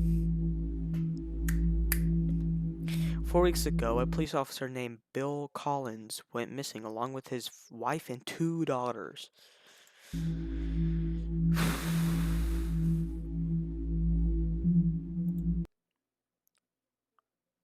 Bill had previously discovered this painting in his home, clueless to how it could have ended up there. Wow. Back away from me. Ooh, I do not like that noise. While searching Bill's house, the police found one of the... I'm getting a text, hold on.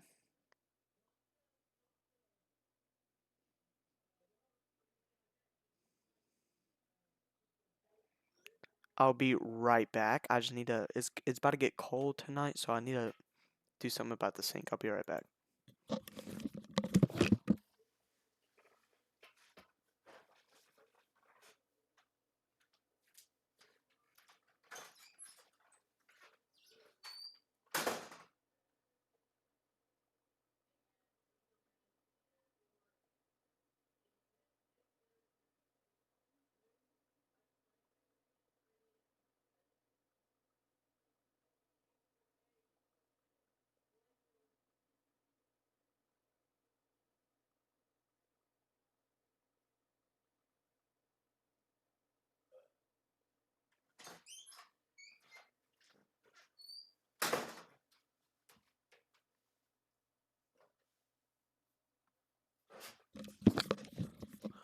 Ugh. I'm back. Oh, I just got another text. Alright. While searching Bill's house, the police found one of his daughters hanging by the neck from the ceiling in the attic. Was that self-done, or did the red dude do it?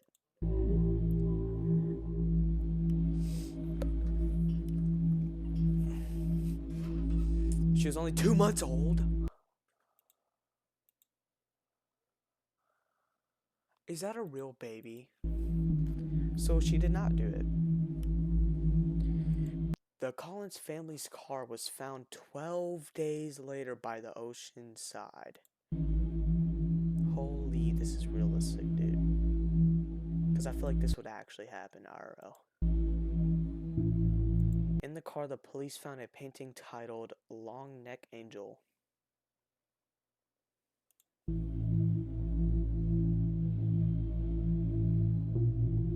Angel was indeed the name of the youngest daughter found in the attic.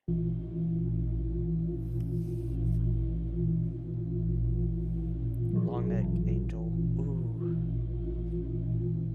Looks like Wednesday Addams.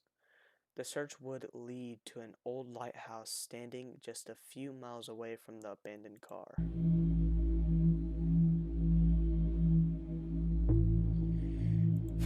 The lighthouse hadn't been in use for several years. On the door to the lighthouse, an abstract face was painted in red. I used to do abstract art. It was fun. Now I just draw. This is the painting. Oh, I see a face. It's like, yo, that kind of reminds me of that dude you see in your dreams. Seeing this man in your dreams. This guy. Kind of looks like him. Low key. Am I tweaking?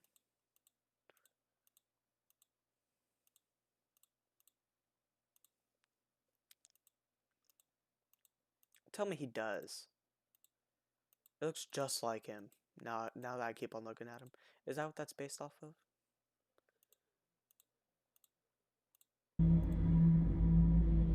I need a napkin. Inside the charred corpse of a missing teenager named Daniel Williams was found. He do? I knew he do. Police later proceeded into the tunnels under the lighthouse.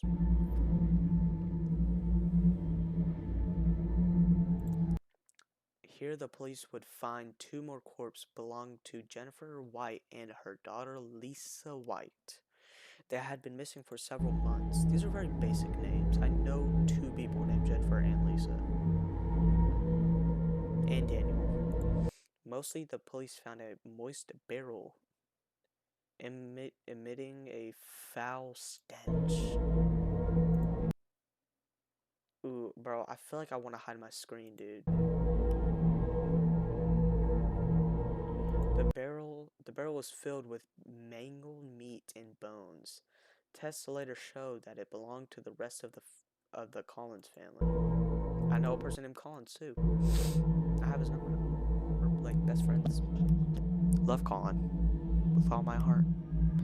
The tests also showed extreme volumes of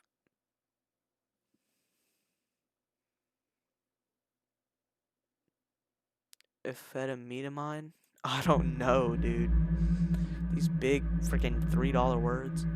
Photos of the Collins family moments before death was found scattered around the barrel. Yo, this is literally Dexter. The ice truck killer. Here are the photos. I need to use my hide the screen one instead of this one. Oh shoot.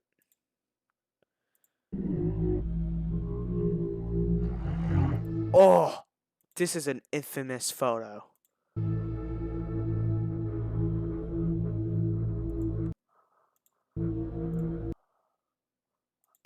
These are infamous. These are, ooh, that's scary.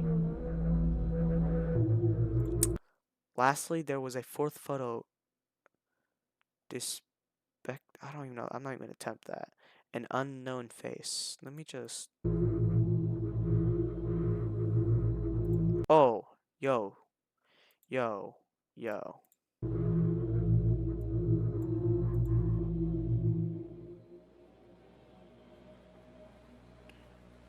I don't like that. In the walls. Ooh, this one, I have a feeling this one's gonna be very scary. These are very well done.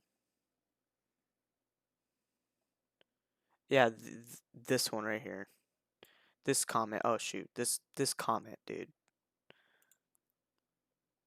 Scream, Maggie, Scream are a lot more terrifying to think about. I feel like we're gonna see that again, dude. I don't like that. That gives me bad vibes. Corey Beck, age 11. Margaret Beck, age 11. 10 days ago, the Beck twins went missing. They do not look alike.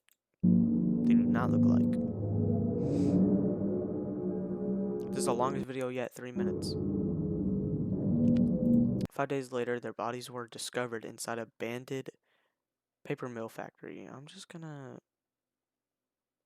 Let me just, like, skim through this. I don't think there's gonna be anything bad at all, but dude, this is not giving me good vibes.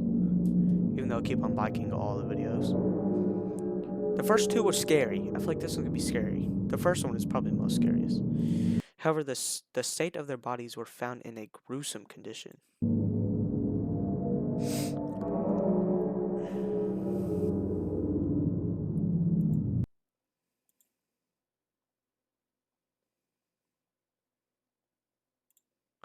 Only the upper body of Margaret and the lower body of Corey could be located. Nah, hold on.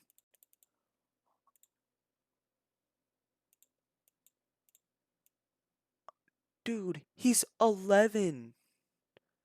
Scream, Maggie, Scream. Margaret, Maggie, is that the same person? That's actually messed up. Hold on. What sane nah. The person who made this, yo. He might be a good person. I'm just saying. We gotta look into him. Alright. Check his search history.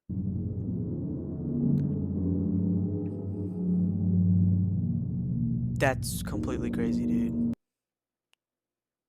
The twins' bodies had been sewn together in a sloppy manner. Is it about to pull up an image? Nah. I don't think it is. You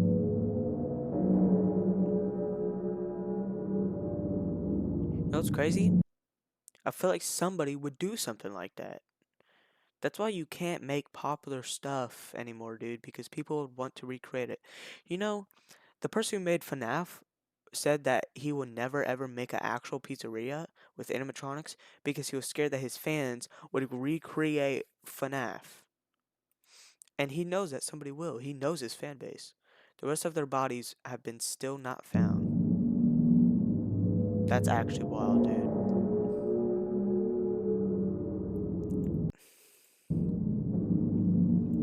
Margaret's neck and jaw was broken in several places. See, what did he do?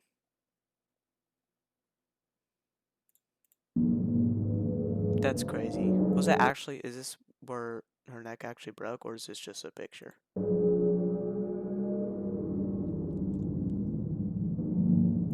A clay brick was violently been shoved down her throat. I'm getting traumatized, dude.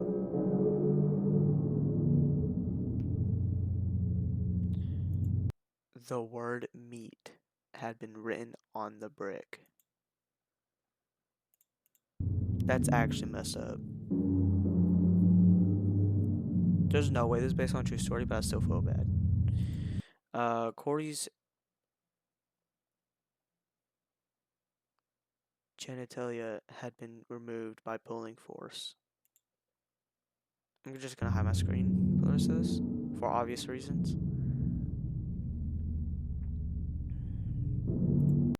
Alright. 1 week before their disappearance, Corey had been dared by two of his friends to spend an hour in a remote cabin near Tiger Lake. That's, bro. See? This is why it's better off having no friends. I'm telling you, dude. Every scary story ends with, oh, I dare you. I dare you. Oh. Hey, he said I dare. He said dare. That means you gotta do it. He did say double dog dare. You know, he did say double dog dare. I might have to jump off the bridge. I might have to. That's how it goes, dude.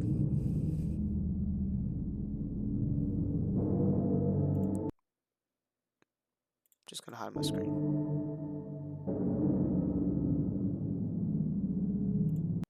Alright. Allegedly, Corey went inside alone with his digital camera. Are you about to see it? While his friends waiting outside. Okay.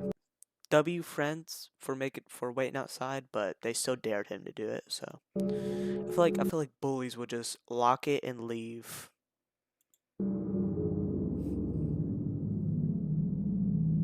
After just 4 minutes, Corey ran out screaming that he had seen him face. According to his friends, Corey's left arm has been badly bruised. I thought it was just broken, dead, gone. Pennywise won.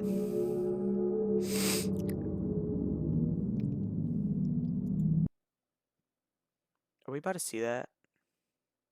Oh, we are. While investigating the cabin, police found a wardrobe connecting to a crawl space inside the walls. Oh, heck nah. Oh, heck no. And I'm taking my headphones off. We're about to see the footage. Corey's camera was found on the floor inside this open wall cavity. Oh, the fact that it's covered in wrapping paper, dude, it's so realistic. This is what was on the camera. Alright, prepare yourselves.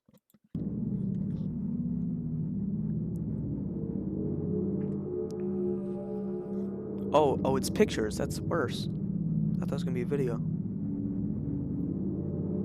It kind of looks like the picture's moving.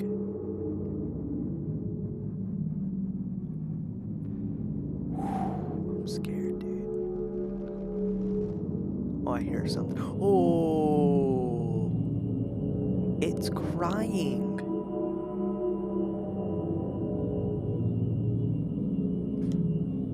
I swear it's looking at me, bro. I swear. This is a face This face is believed to be connected to the disappearance of Corey and Margaret Beck. That's wild.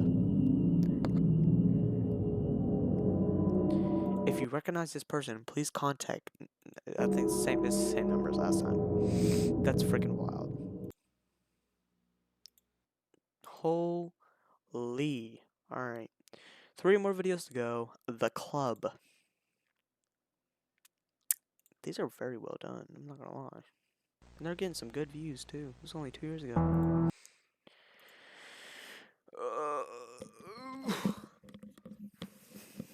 Private investigator Sean Kane have been helping police to locate victims connected to several paintings. This guy looks so familiar. Have you seen this man in your dreams? Yes. The last ooh, this guy looks like a predator. Check his laptop. The last body he found before his disappearance was the body of Tom Harris. This is Tom Harris, I believe.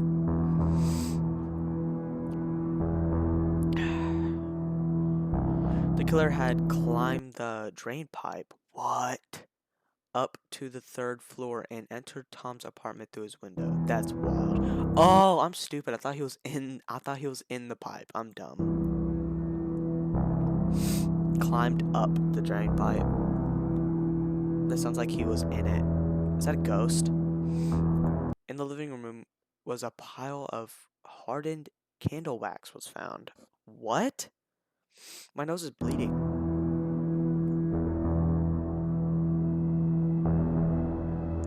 Is that real? Is that edited? Looks like snow. Inside this pile of wax was the body of Tom Harris. The cause of death was suffocation from the wax. Ew. It must smell good though. Did he pick the coconut or the strawberry wax? I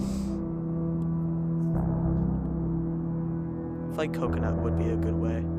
Tom's arm and eyelids had been cut off. Why? I don't know.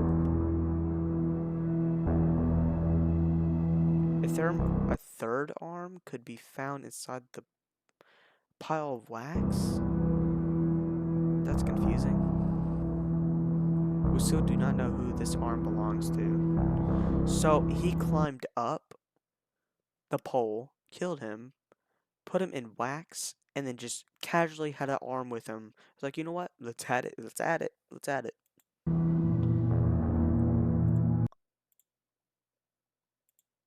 I should have hit my screen.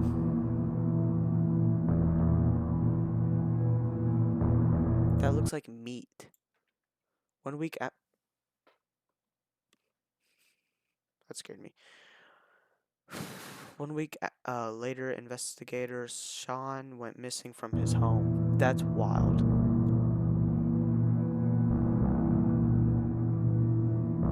Neighbors of Sean notified police after hearing his dog bark for over 9 hours. What? Let me skim through this.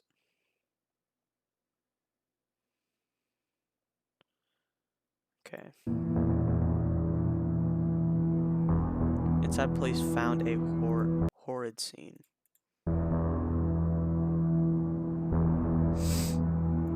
Oh. The dog's legs had all been broken. Although dehydrated and suffered, she was still alive. I don't know if I wanted that dog dead or alive after that. I feel like I'd just put the dog to its misery. I feel like the dog would be scared of humans forever.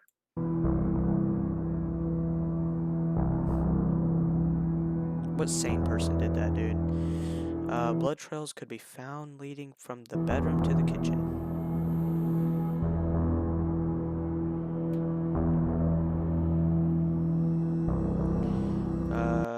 The only clue police could find was the Sean seemed to have deliberately painted the number 2 on the door frame with his own blood.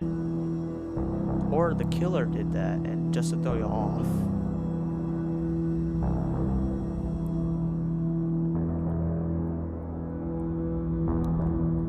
Inside Sean's bedroom, police found a new titled painting clearly resembling Sean. I have a hangnail. This is the painting and its title. The Man in the Pipes. Man, what a scary dude. He looks funny. What a funny man. He never heard a fly. I don't know that word. Had entered the perpetrator had entered Sean's house through the basement. Luckily, Sean had a surveillance camera installed just a few days earlier. This guy needs to be put to death. 100%. I don't care how much aura he has. Even though the camera had been destroyed, it still caught a photo of the perpetrator.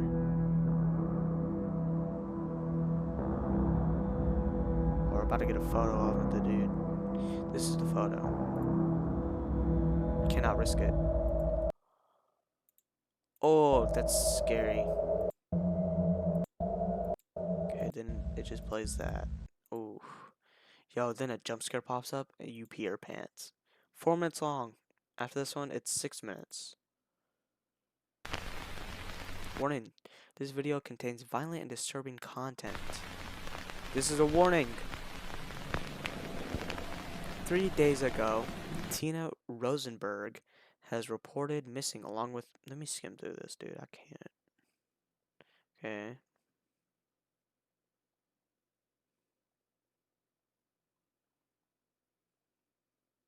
Alright. Missing along with her boyfriend and younger sister.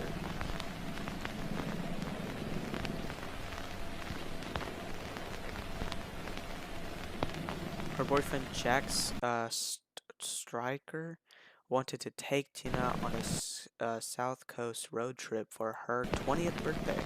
Oh, I thought it was like a 13-year-old.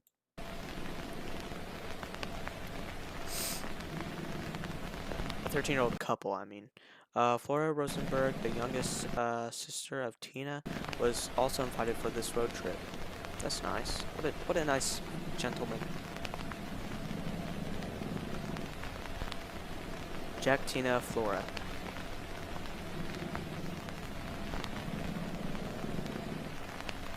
Jack's car was found 2 days ago in the woods.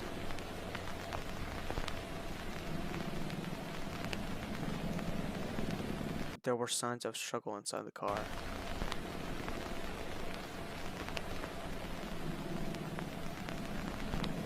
There was also a painting. You know the drill. I'm hiding it.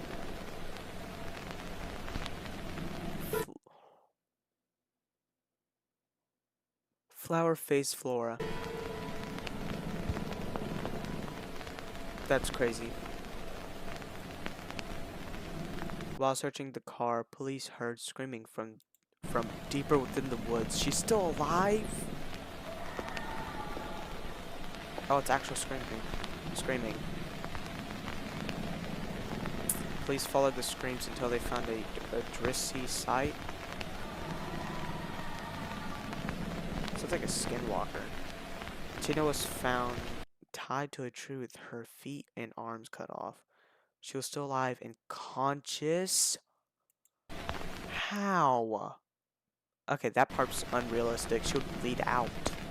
She'd been there for 2 days, right?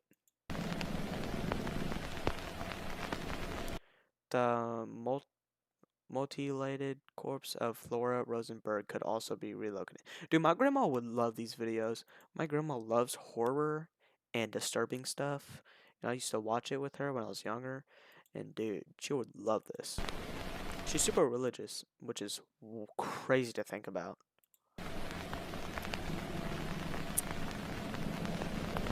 Like, she loves the movie The Nun. Her head had been smashed with a hammer. Oh, that got me, dude.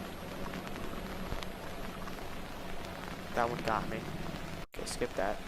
Nina told the police that the murderer was still around somewhere. However, no one could be found. He's just in a tree.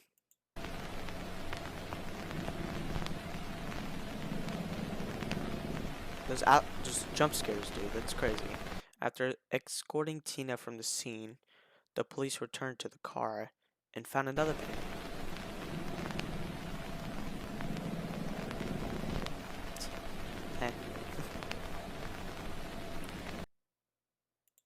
The painting had just been put there. The title, Long Jack, had hastily been written on the back.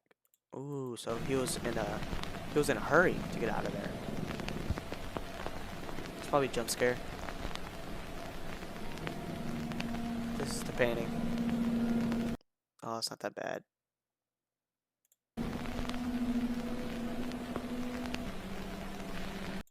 Jake has still not been found.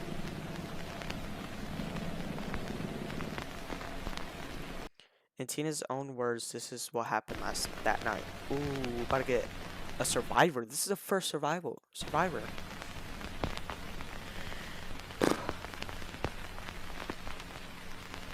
I remember waking up in the car. Jack was gone, and I could hear someone approaching.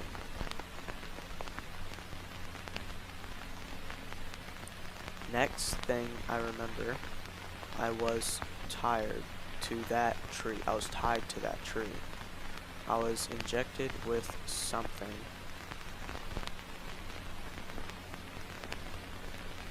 I could hear my sister screaming. She was screaming for our mom. Oh, Flora.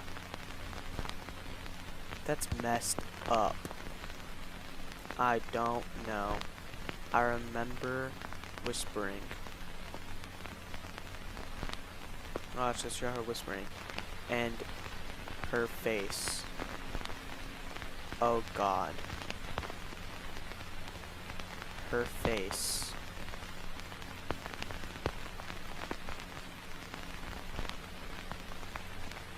This is the police sketch of the murderer based on Tina's description. Yes.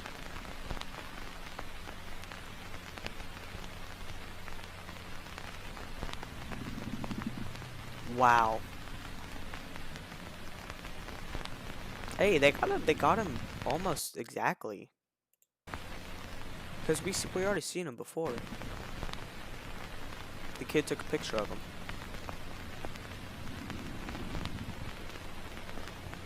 Alright, last video, 6 minutes long. It's probably the longest 6 minutes of everyone's life. Family. I'm gonna read the comments right here. No, I'm not. I don't want any spoilers. Huggy Wuggy.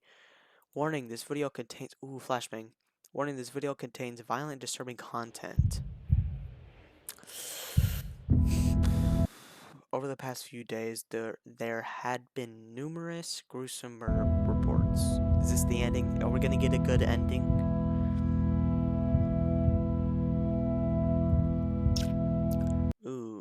She looks familiar. One of the victims has the elementary school teacher, Isabel Jackson. Isabel Jackson.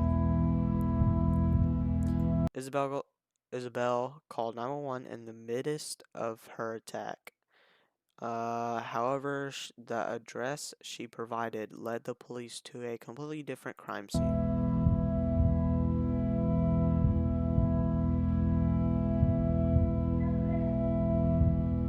Oh, different background noises too. The address belonged to a family of 3.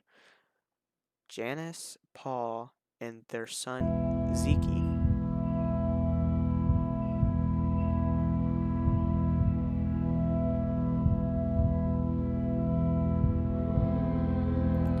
They were expecting a daughter in just a few months. That's crazy, dude. By the way, we're not playing FNAF 4 today. Sorry. I'm taking a break from that game, dude. We could play that tomorrow if there's no school, which probably there won't be any school, but we'll play it tomorrow. Right outside their home, police found a blooded garden sphere. Tomorrow, you know what, tomorrow? I'll only play FNAF 4. How about that? Only play FNAF 4.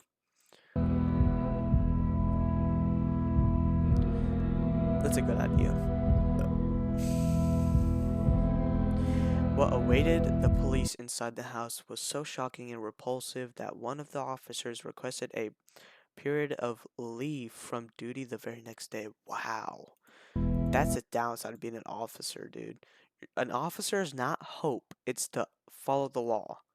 If the president decides to change the law, the officer has nothing to do but to follow it. Officers are not law. Officers are not hope. Alright? So the downside of being an officer is seeing things that you're legally going to have to see. And it's, bro. Dude, that's why I never want to be an officer, bro. Because imagine seeing, like, a decapitated person. Like, in real life. That's things you see in movies, bro. That's not something that you're supposed to see in real life. Unless you're just a Reddit or Twitter user. Dang. Left the very next day. Janice and Paul's bodies were found in the kitchen, both ruthlessly executed. So beat to death, is it? God, I want to see this guy. Like, the fetus had violently been cut out from Janice's stomach.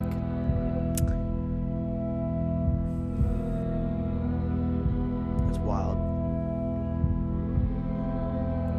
Janice was then strangled to death with her umbilical cord. That's like a terrible way to go.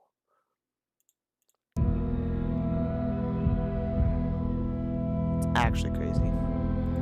Paul was found dead a few feet away from Janice, tied to the kitchen counter with his mouth soon shut. So this is what it looks like. It's a very small house, I'm not gonna lie. It's the bathroom. It's a toilet. Looks like the front door here.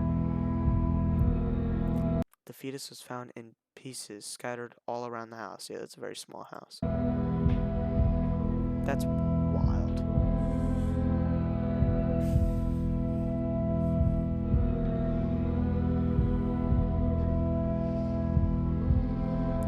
During autopsy, they found the head of the fetus shoved down, choking on his own unborn daughter. Oh my gosh. What a villain, dude. I would not wish that on my worst enemy, bro. On my worst enemy. I don't even have a worst enemy, but if I did, I would not wish this on literally anybody. Except for, not even Hitler, dude. I don't think even Hitler deserved that. Zeke is still missing. She's dead. 100%. 100%.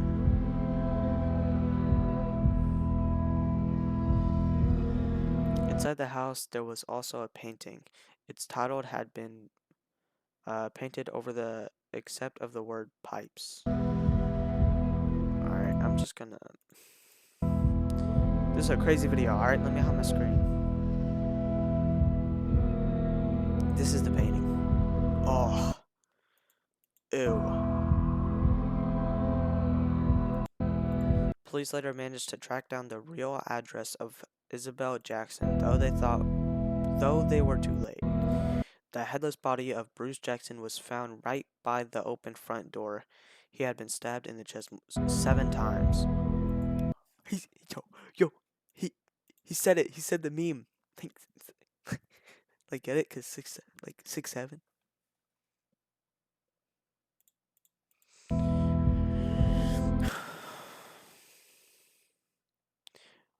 Where one would accept to find his head, a painting lay on its stead. That's a bar. It was titled Infinite Ma Bruce. This is the painting. Wow. Isabel was found murdered inside the bathroom. The lock to the door had been completely destroyed by a hammer drill. Isabel suffered multiple skull fractures, and a hole was drilled directly through her frontal lobe. So she got, I don't know what it's called. A rolled up note had been put inside the hole. The note read, "I live where I can't breathe and I eat without teeth. What am I?" A clue emerged at the crime scene, unraveling new possibilities in the investigation. I'm just skipping through this, dude. The presence of the 2 sets of footsteps in the new blood suggests that there were more than one. I don't know what that word is. The police now firmly believes that whoever is behind these paintings and murders does not work alone. As for why Isabel gave the address leading to another murder scene is still a mystery. Isabel's 911 call stands as one of the most disturbing calls ever recorded. Warning, what are you about to hear may be very distressing. Alright, if you don't want to hear this part, cover your ears.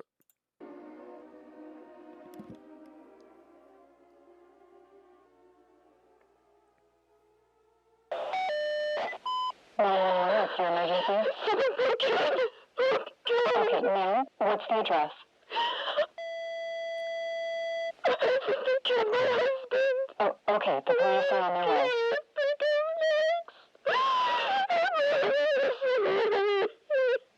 Do you have somewhere to hide? I locked myself in the bathroom. Being very loud, good. man. Are you able, do you know they're there? Yes, please. Okay, ma'am, the police are on their way. I need you to stay calm for me, okay? What's your name? Isabel Jackson. Okay, Isabel, do you have anything to defend yourself with? The what? Isabel, do you have anything to defend yourself with?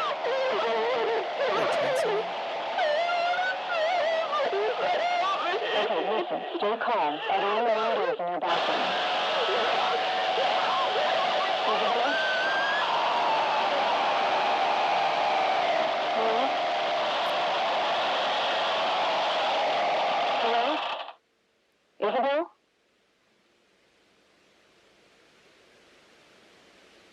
Oh my god. Dude.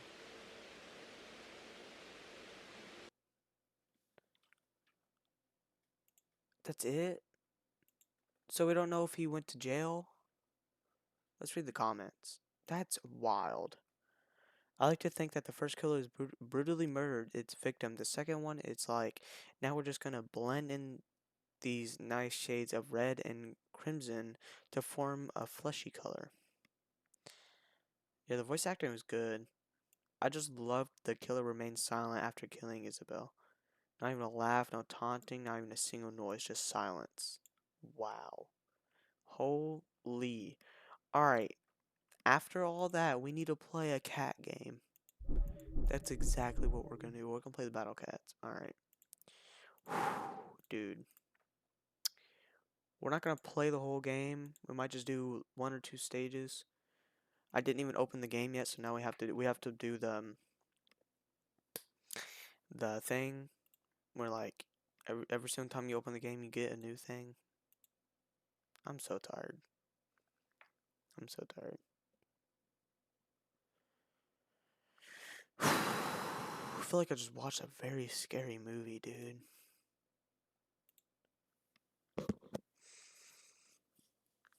I just want my package to get here. I ordered very small headphones and I really want them. Because you could sleep with these headphones on. Ugh. And I need to pee. But a dun dun dun dun dun.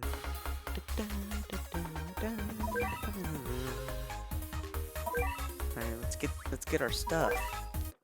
Oh, I forgot, and I opened all the rare cat tickets. But I'm not gonna spend any of the cat food.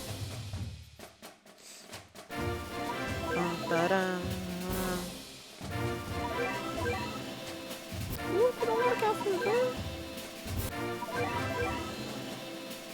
Okay. Go ahead and open this one. They're gonna need lucky cat tickets. Alright, it's not.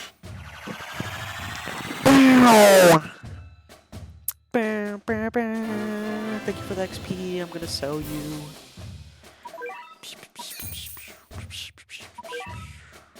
Alright.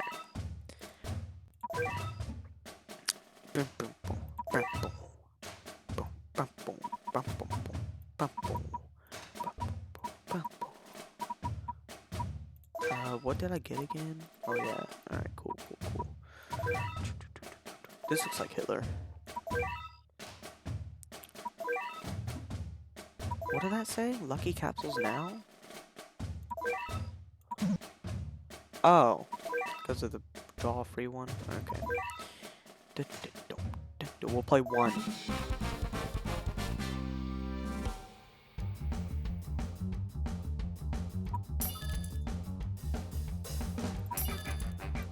I want to get the Hitler cat. We'll play one and then we're done.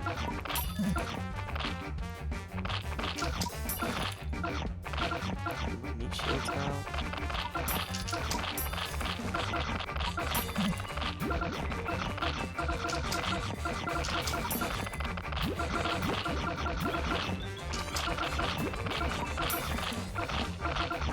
There we go. Alright, Hitler cat, come on. Bang.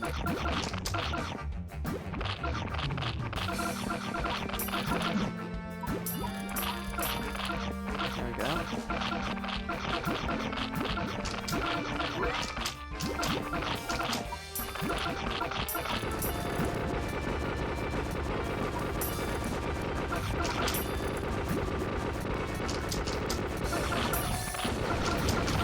Goes out of there, bro.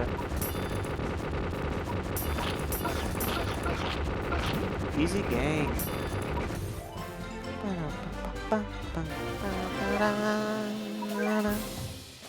Alright, let's go to upgrade our cats. We'll upgrade this one. 1, 2, 3, 4, 5, 6. We're not gonna upgrade that one. 1, 2, 3, 4, 5, 6, 8, 9, 10. Flower cat. Okay. You're way too expensive for me, dude. I'm sorry. Alright. We'll save the rest of the cat food. I mean, XP. Alright, that's enough. That's enough today. Finally, the stream is over, dude. I want to go to bed. I need to pee again. W stream. I'm very tired. Hopefully there's no school tomorrow. Hopefully, which there won't be. There obviously won't be. I think it's gonna snow more tomorrow night too. Alright. See y'all later. Good night. I'm gonna go to pee.